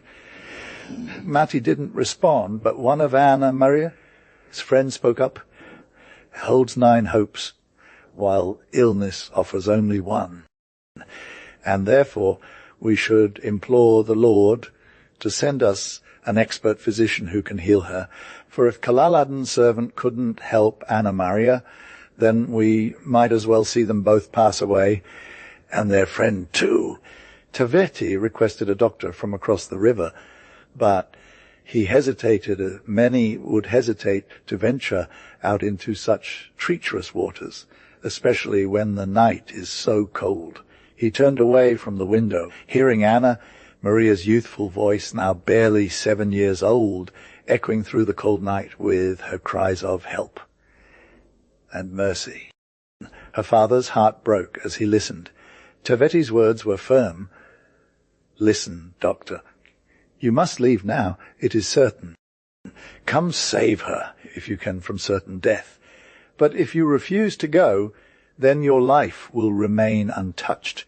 His voice carried an unyielding conviction that made the doctor waver. The doctor's face showed a mix of doubt and fear as he peered out into the dark waters. "Very well," he finally agreed. "You shall come, but only if you insist. I cannot promise to save her, for such power lies beyond me." Upon hearing this, Taveti said with a calm determination, "The fault is mine then. You have risked your lives to save me, and I vow that, if you can bring her back from the brink of death, I will be forever grateful." The doctor hesitated, still uncertain, but moved by their desperation. The air grew silent, broken only by the sound of rushing water. Nature's forces seemed to converge as if to support their cause. "Bring water." Taveti ordered. They gathered and carried it, carefully pouring it over Anna-Maria.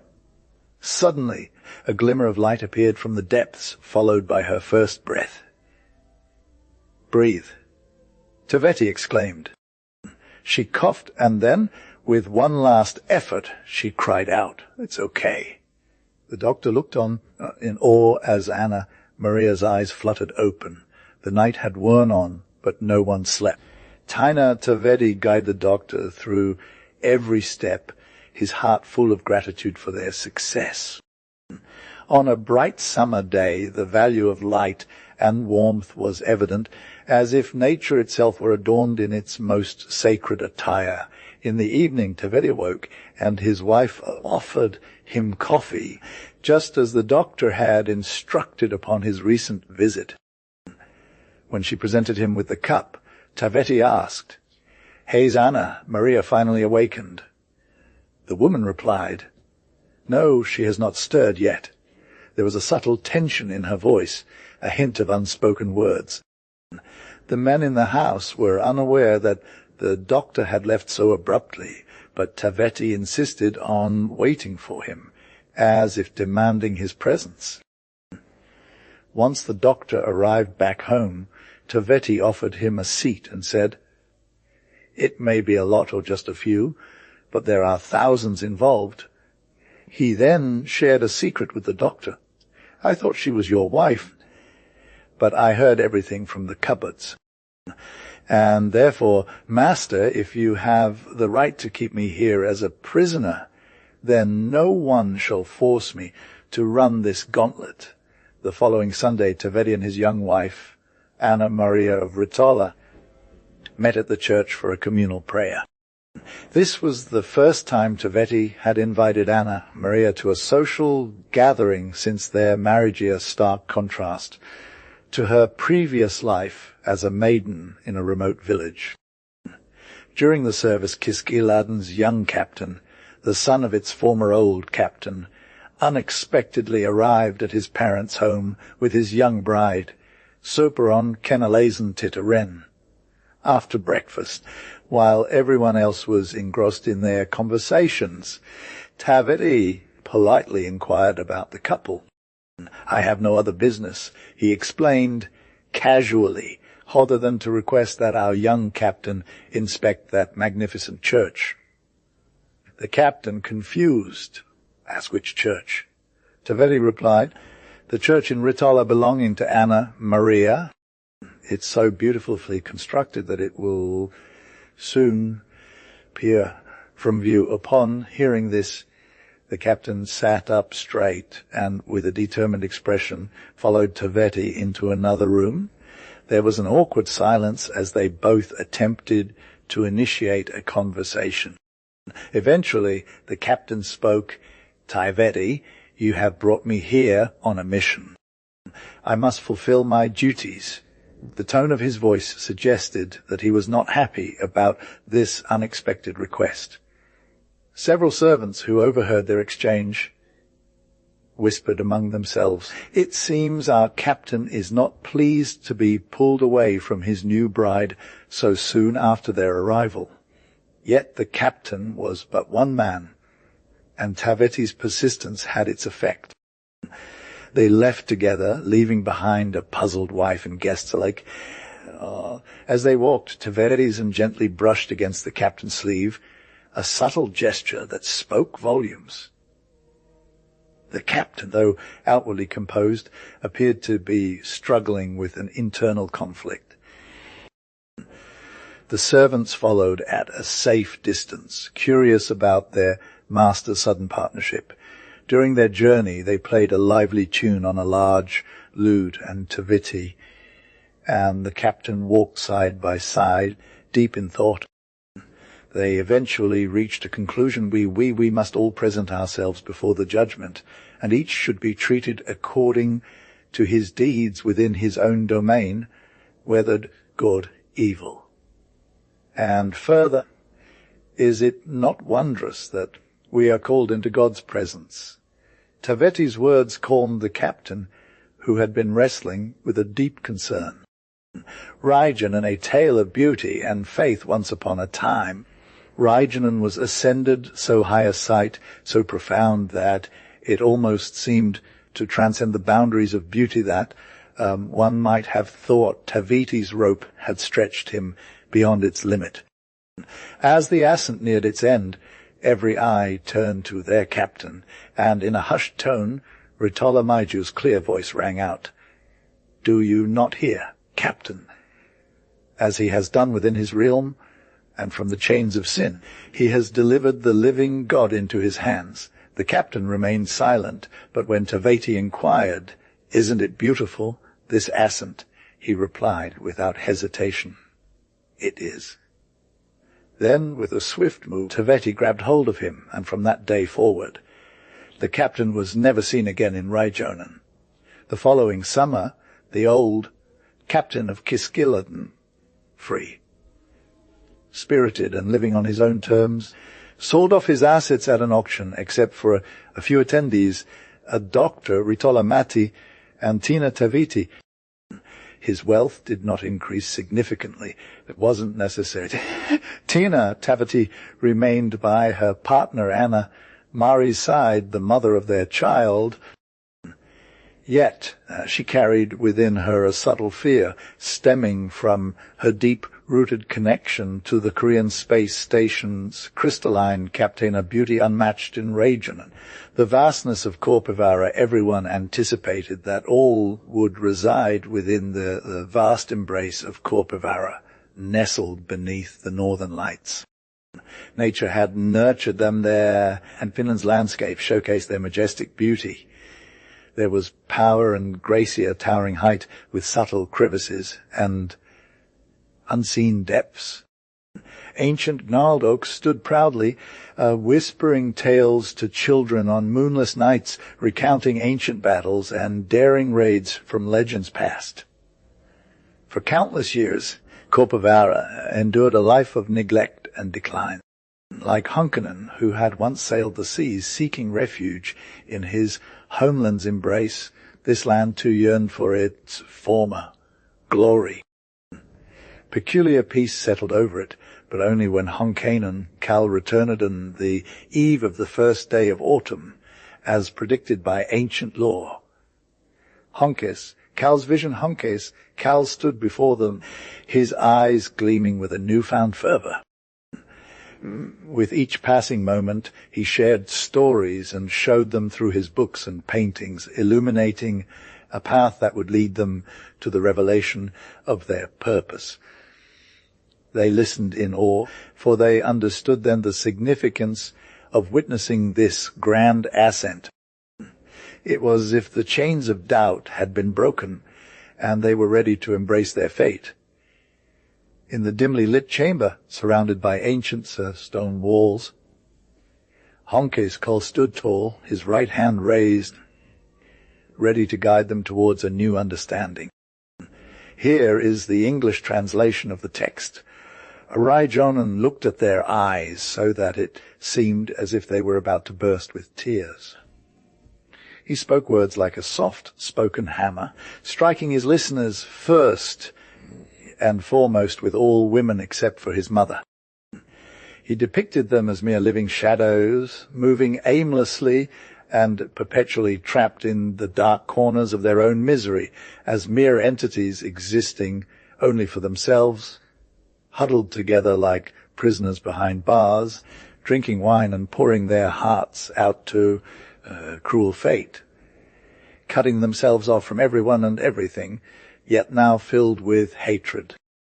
The wild wolves and Soljan's hawks, whom they had long held in awe, once prowled the forests of Korpivara, chasing away those who dared challenge them, and Matalaman's thin trees, a shameful sight, regularly uprooted by the nearby villages' residents each year during their annual ritual of destruction under the guise of protecting the land. There was never any unified decision among the villagers about these things. No one knew anything about them, and each villager spoke of their fears as if whispering to a demon. At that point, Reijonen began speaking from the right side, and Kusilasani could sense the impendios wending care their beloved matins hadn't survived the end of the world.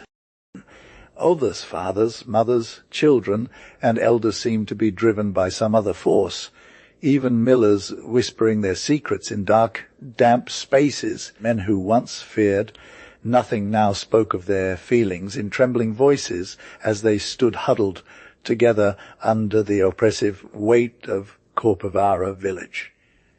Even among the young men, there were still a few who claimed that they heard the sentence being read just before the execution, a mysterious and unknown event.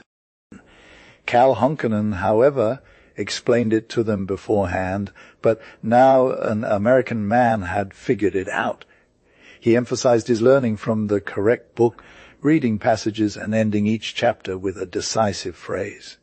Wolves and other beasts have done so, Cole concluded. But why? Because they could roam freely in heaven and hell, leaving their black-clad people to suffer and work endlessly. But now is the time, and I've understood, Reijonen's mother would not be swayed by her son's distress.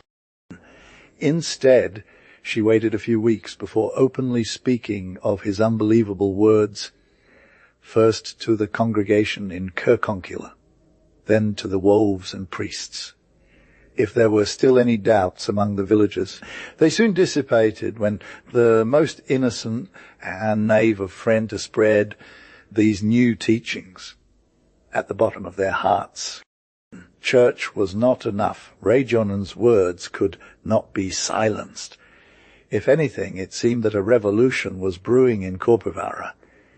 Here is the English translation of the text, preserving the name Reijonen. "What do you think is best?" Cal exclaimed. "That's not worth worrying about." He continued, "I believe that no one in our village dies a full year old as long as they are heard from by me. I'm sending someone to the whole village. Have you heard?" "To everyone?" And Carl stuck to his word. He hired a scribe for the village.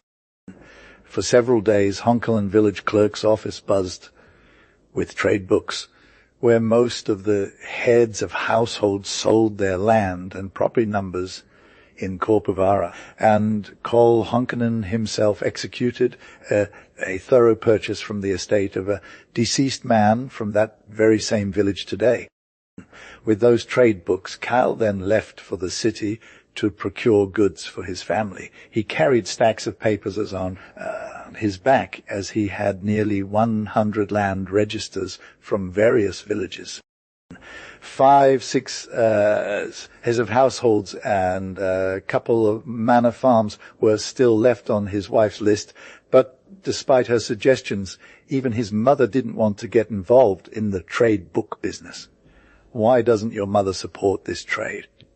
Cal asked. "Is it because they look down on scribes?" "No, for a simple reason. A scribe couldn't do better than that. There's no point in trying when even my mother isn't involved." "So be it." Cal thought, "But I won't take up farming either." "Do as you please," his mother responded. "But I wouldn't have them deny people the right to own homes and land, where there is no value beyond that. If there's a sentence of punishment, then so be it. And if not, let them walk away with nothing." At this point, the majority of men agreed, though some women still refused to engage in trade books. Before long, Carl returned to town, having not made much progress. Just as he arrived, the first food delivery wagons from Korpivara reached the village.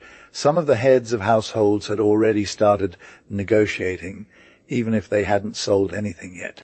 They had to wait for their brokers to come and take away their goods instead of selling them on their own land like traditional farmers used to do. And Cal noticed that not a single item was missing from his family's list.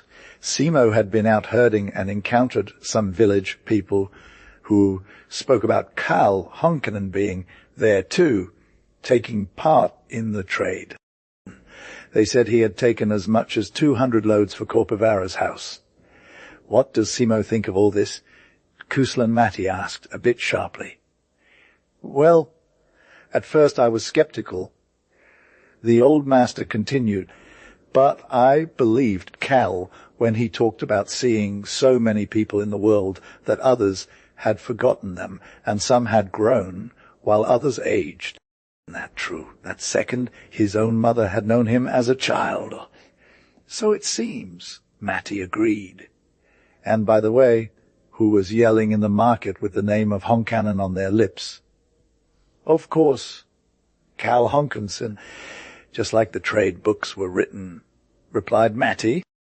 Here is the translation of the text, preserving the name Reijonen Simo concluded. Well, perhaps it is. Matty decided. He wouldn't even dare to make deals under other names if he truly had that in mind, nor would that man lie. For weeks and months they eagerly awaited Karl's return home from Korpivara, but the man was gone, as if vanished into thin air. Then, with increasing urgency, regret and despair, Reijonen's neighbours started to speak of him as if he were a legend, whispering his name in the streets. The summer wore on, and many a house in the village suffered from the heat, but some still held firm against it. Matty continued to have faith in Cal, reassuring others that they would meet again. "But what if he doesn't come?" Annie interjected. "It feels to me like he won't return at all." And then what? The sun beats down on the unyielding rocks. "Hey, hey, who you?" Doubts grew stronger, yet some still stubbornly held on to hope, even as others began to grow wary. Then something happened that revived the belief in the end of the world. One evening villagers gathered at Honkola's place, gazing up at the stars, their faces illuminated by the glow of his fireplace. They saw a peculiar figure walking along the path, dressed in white, with long hair flowing behind him. It was a stranger, older and paler than anyone they had ever seen. As he approached, they noticed his eyes were as clear as crystal. Matty related that this man was a former resident of the village, known for his extreme age and unusual condition. He had vitiligo. "I could see it clearly," Matty said. When the stranger reached Honkola's place, the church bells chimed, their sound carrying through the air as if it were a song sung by all the celestial beings, or distant, eerie whispers from another world. The man's voice echoed just like the wind. He announced with certainty, "The end is coming, whatever comes." Several villagers heard this mysterious proclamation, but no one knew its origin. Matty's companion explained that the first time I saw him, his eyes were fixed on me, and it felt as if he could see right through my soul. Honkola had welcomed the stranger and let him enter, though his wife slept peacefully upstairs. The man walked to the door leading outside and started to open it. Anna, Mari watching from the corner of her eye, saw this and sprang up, clutching her chest as she hurried towards him. The stranger glanced at her and smiled gently before opening the door wide. He stepped out, and a gust of wind blew his white garment around him. The villagers stood in awe as he disappeared into the night. They discussed it for many days, some believing, others skeptical. Time passed, and Honkala's wife lived on, unaware of the strange visitor who had come to their village. But for those who remembered, the event became a testament to the unknown, a reminder that there are mysteries in this world that may never be fully understood. In the long, lonely embrace of sorrow, Reijonen found himself adrift in a vast, enigmatic sea. Uncertainty and despair washed over him like waves. Thoughts of the future, the past, and his solitary existence filled his mind with an array of questions that remained unanswered. Was justice to come, or would it forever elude him? Had he truly lost his only son, Or was there a glimmer of hope lingering? Was this man but a ghost, a figment of his imagination, Kale, or someone else, a stranger from another land? Was the apparition pure spirit or a tangible entity? And where had the man's body come from? The questions plagued him relentlessly, but no answers came. Everything was shrouded in mystery. An unseen force always seemed to surround him, gripping him tightly, as if holding on to the warmth of summer greenery. He could almost hear the whispers of the leaves in the wind and feel their touch on his skin.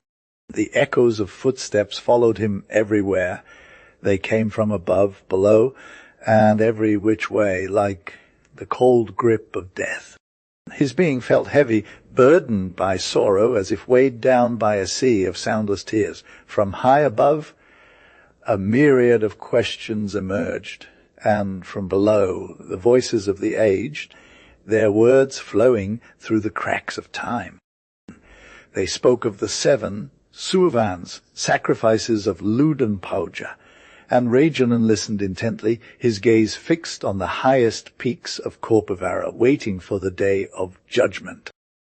A chill ran down his spine as he witnessed the descent of the guardians of truth, piercing through the veil of illusion like arrows from a bow. They were both above and below, some rising higher, others sinking lower, drawing closer to the abyss, or gently floating towards the light. The air itself seemed heavy with destiny, fate, and the melodies of lilting birdsong. Reijonen felt a deep sense of loneliness. He was cut off from even his beloved call. He had to force himself to sleep at night, shrouded in the darkness, dreaming of thousands upon thousands of tiny details, the intricate patterns on the bark of trees, the play of light and shadow on the leaves, the gentle swaying of grass, and the mysterious whispers carried by the wind. Alone with his thoughts, he struggled to find solace among the fading memories of a time when life was vibrant and full of hope. The once colourful souvenirs and sacred artifacts, now faded and worn, seemed to mock him as he reached out to touch them. He rose early that morning, resolute in his determination. If it hadn't been for these relentless questions, he would have given up long ago.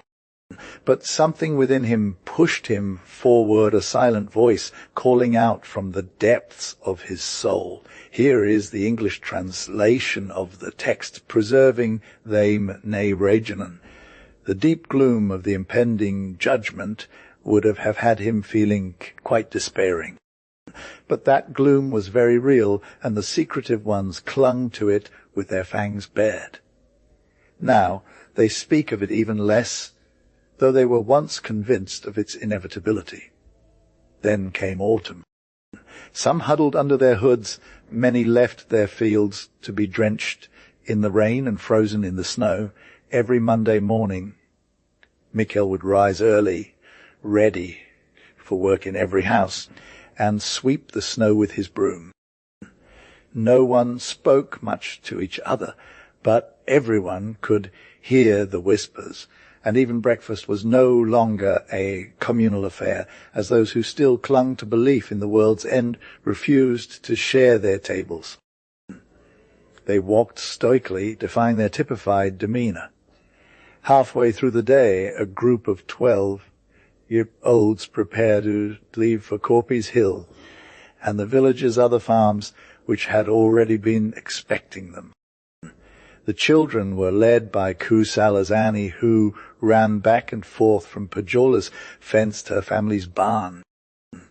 The coachman was supposed to return with Annie, but Matti shouted. Remember, Lottie's mother set her. 2 men and a boy had taken the evangelistic journey, but Kusala's Matti firmly turned them away, explaining that they couldn't burden their space with heavy baggage or drinking.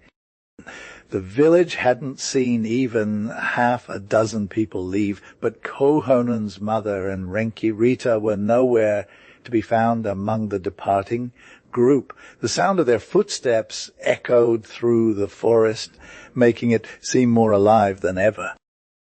Artula's children watched in awe as they saw squirrels scamper up tree trunks and fish jump out of streams along the river bank. The wind whistled between the branches, mimicking the children's songs while snowflakes danced down from the sky. It was a stark contrast to the despair that had settled over KULKU-UKON. Teppo sat calmly, his back against a sharp oak tree, looking into the heart of the gloom.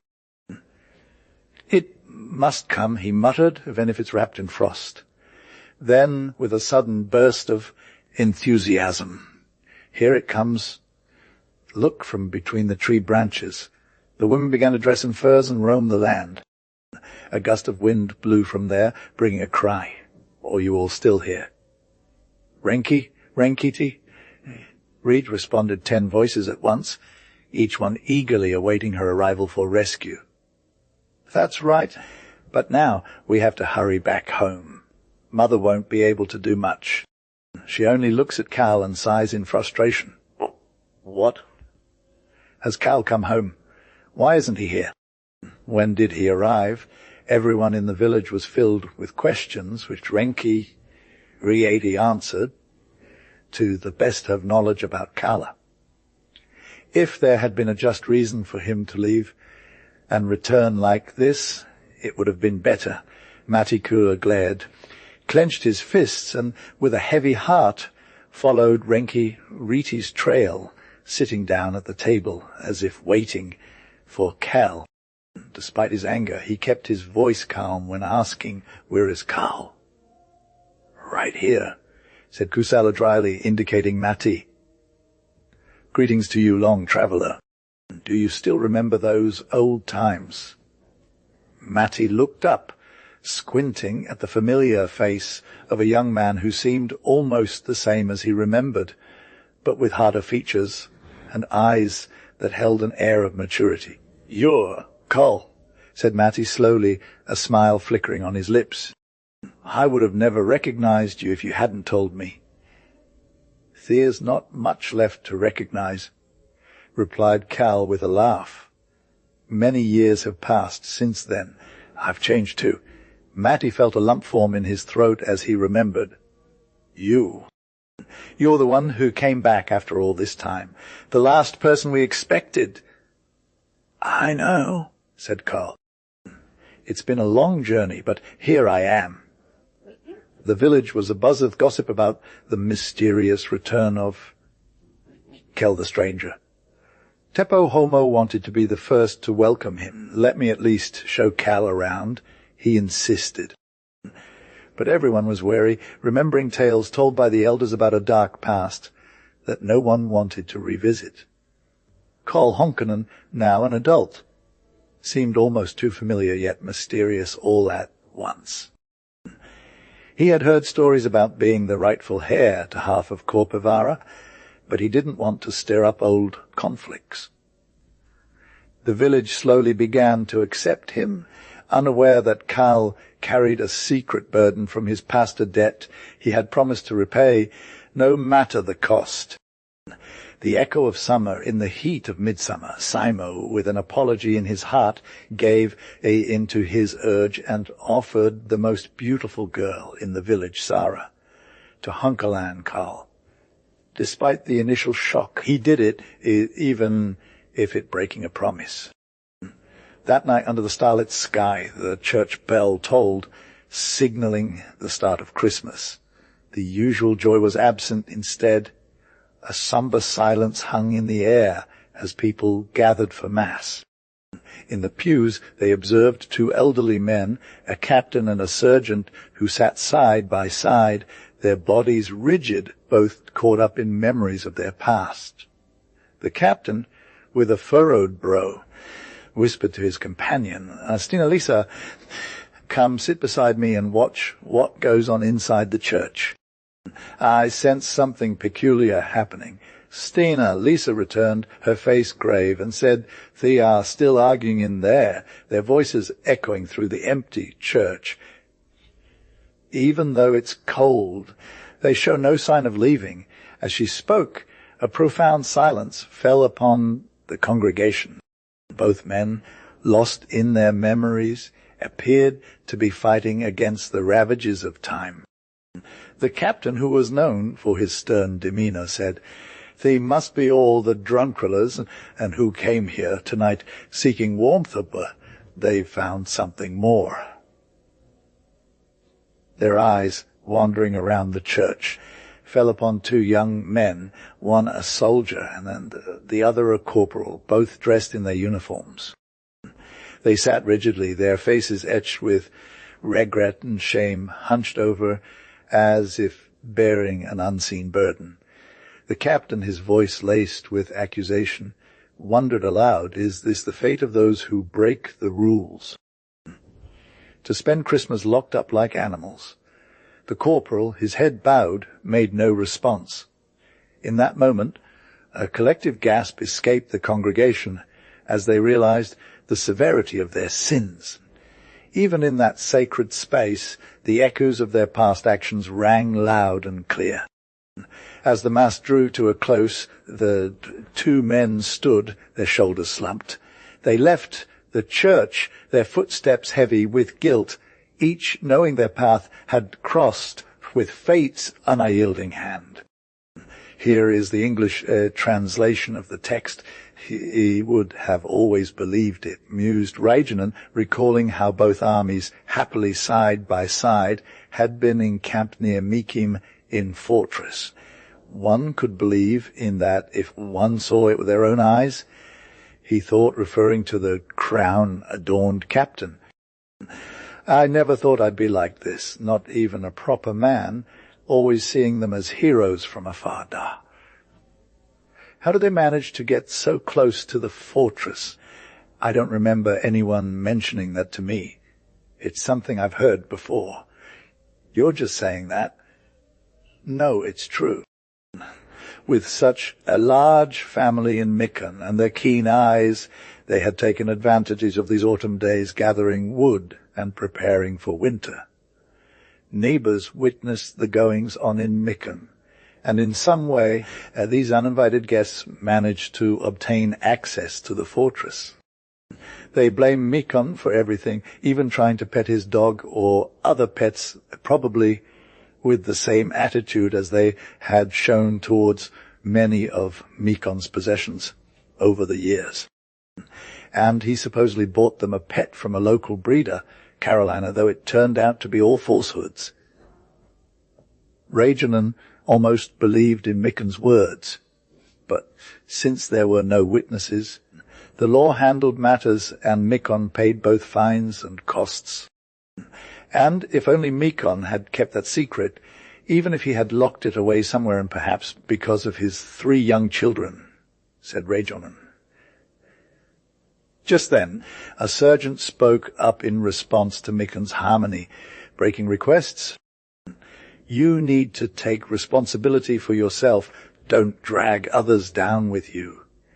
The sergeant sternly advised, while they discussed all sorts of church matters, and even sought help from their own homes. Some soldiers gathered at the fortress gate talking about everything from the church's decline to personal troubles. One soldier, slightly drunk and not as hardened as the rest, stood on Kefefia Island gate, but didn't venture much further. He watched as the sergeant diligently collected information, jotting down details of the soldiers' lives, their debts and misfortunes, sometimes stopping to help a fallen comrade, always ready with a kind word for anyone in need. Thank God that a human's journey has a beginning and an end, exclaimed the sergeant, returning from his duties at the gate. Ammon, replied the other soldier. Sleep, said the sergeant. There any more crops like this? Not any more. Well, I won't be going to Carolina, especially not on a holiday. The sergeant spoke more to himself than to his comrade. I'll just have some beer instead.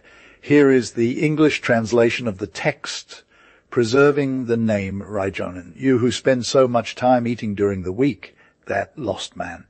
But what about the children? I never thought of them, he replied with a sigh. Small leaves were just beginning to appear between the cracks in the middle of the path as the last soldiers finally arrived home at their cottage by the lake's shore.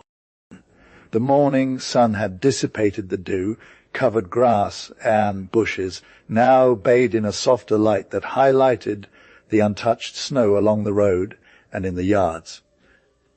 The cottage stood stiffly against the distance, its white sails catching the gentle breeze from the nearby lake.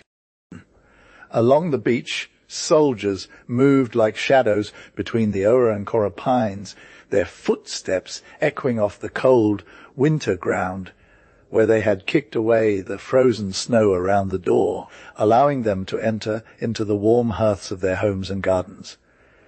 The masters are coming home at last.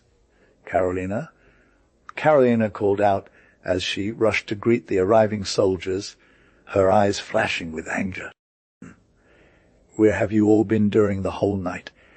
Through the whole night, Sergeant Nolan answered stoically. Not exactly in one place, said a voice reluctantly. Nowhere. Carolina muttered bitterly, running wild like bad Boy Scouts or drunken fests. These pale men? And I'm here aloniating and drinking everything that's put before me, doing the washing, waiting for night to fall, hoping to feel warm when my bones are aching from being cooped up inside all day, while you guys are still so vigorous on both sides. Calm down, Carolina. Sergeant Nolan tried to calm her. We weren't even that tired when we arrived, but it was too late, and I came here alone. Too late, Carolina exclaimed.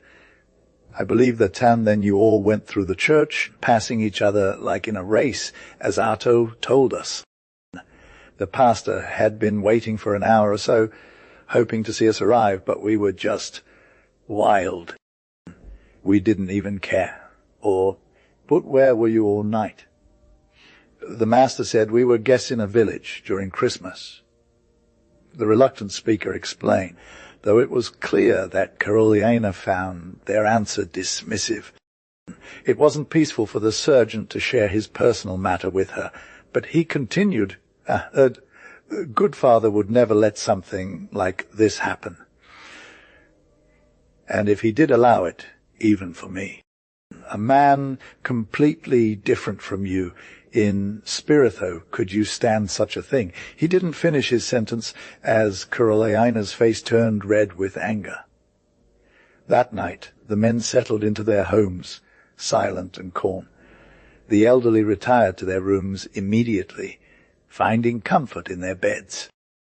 The sergeant sat by the fire, listening. The only sound was the soft creaking of the floorboards from time to time. Suddenly, Carolina's laughter echoed through the house as she threw wood into the fireplace. The wind is gentle tonight. The sergeant thought to himself, the trees sway back and forth outside, the stars twinkle in the sky, as if thanking the Creator for their deliverance from sins. Here is the English translation, preserving the name Reijonen. I am a Finnish man, a man of Heron's room. He spoke with quiet intensity. Friend, in your youth there, why did you break your leg in Dawkins Fields when the doctors had already abandoned hope? You should have given me the chance to tend to it, to let me die, for then I was God's child. That's what I've been thinking about too. A voice from another generation echoed. That's what I've been pondering. Why did you lift me up and carry me out of Isha's dark depths and guide my weary soul? They were bound to falter, the sergeant replied somewhat dismissively. Falter, yes, but only physically. He never strayed from the path, not even when surrounded by a clouded group like that, until it was time to rest. They usually sleep like that, so as not to feel the pain. The speaker continued, "But I am one of the few who survived. But have you ever truly been afraid?" Afraid? Goodness me, I think I've only ever truly felt fear when lying in my grave, almost embracing death. He'd paused, his voice dropping to a whisper. "If I had become human for even a moment, would you have recognized me at all?" "I might not have." The other replied thoughtfully. When we brought him back from the dead, someone said, "Now he dies." But I said, "He does not die any more, thanks to God," and I raised him from death. Such miracles happen. The surgeon nodded. And when I thought I was most proud and considered myself worthy, after seeing such a man rise from the dead, God's own son, as if nothing had happened. The speaker paused, his voice gaining strength. "Who said, 'Let us go to see KULKU-UKON and Mikko'?" In such extreme conditions and near death, the doctor noted he won't see the sunrise, who pulled cold water, who helped Mikko's wound, who prayed so hard throughout the night that they had to be taken to heaven. Who was it, I ask? Who was it among us? Mikko's wife and I, who were just Aaron's and hers children. I could also ask. The other replied, "Who said the doctor is right?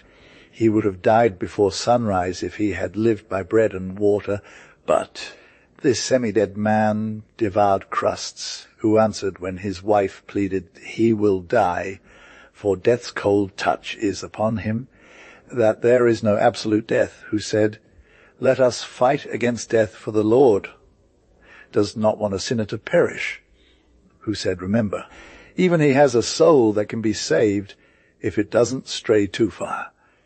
The older man concluded with a sigh. Let's not dwell on these things now, but let's focus on our own situation. What must we do to atone for this sin? After much deliberation, the elders finally agreed on a course of action. They would approach the church authorities and offer their services as humble servants, hoping to redeem themselves through dedicated work. Reijonen, a tale of bravery and redemption, the halls echoed with the patter of dancing feet. Holiday seasons had passed, yet from every heart they felt like a warm embrace from a loving father. The festive atmosphere was absent, but that didn't dampen their spirits. They eagerly awaited the arrival of the ancient day, the arch day, when memories would be revisited and old traditions honored. Not a trace of festivity did they seek. Even the smallest desire to partake in any revelry had faded. The elders were preparing for the event, their faces glowing with anticipation, as if the very air around them was filled with magic. Among them, Reijonen, with his distinctive red coat, stood out. They had been summoned to Kika's homestead, where a gathering was planned. Reijonen, along with Mikko, his son-in-law, and Mikko's wife, were to be the guests of honor. As they approached, they noticed the presence of soldiers from Karisaira's Torpa company, all waiting their arrival. Mikko, always eloquent, expressed his gratitude. "Thank you, Lord's chosen ones. You've come not just to honor Mikko's lineage, but to pray for our souls, which have been missing for many years since we lost our way, and then found ourselves again in the embrace of light." Reijonen, with a stern face, spoke up, "We stand here as one, united in purpose. But I must admit I struggle to forgive you. How could you have forgotten your duties to our smallest and weakest?" A silence fell upon them. Mikko's wife, her eyes welling up, responded, "Please forgive us. We were lost in the chaos of war. We did not know then that we were causing such pain. It was only when the echoes of our actions reached us that we understood." Reijonen, his voice softening, said, "I grant you mercy. Let us remember that courage is not always brawn, but but often a gentle hand reaching out to lift another from their fall. You have shown strength in adversity, and for that I commend you. As they shared stories around the fire that night, Reijonen's words hung in the air, reminding them of the power of forgiveness and redemption. They realized that even in their darkest moments, there was always a chance to find light again. They realized that even in their darkest moments, there was always a chance to find light again.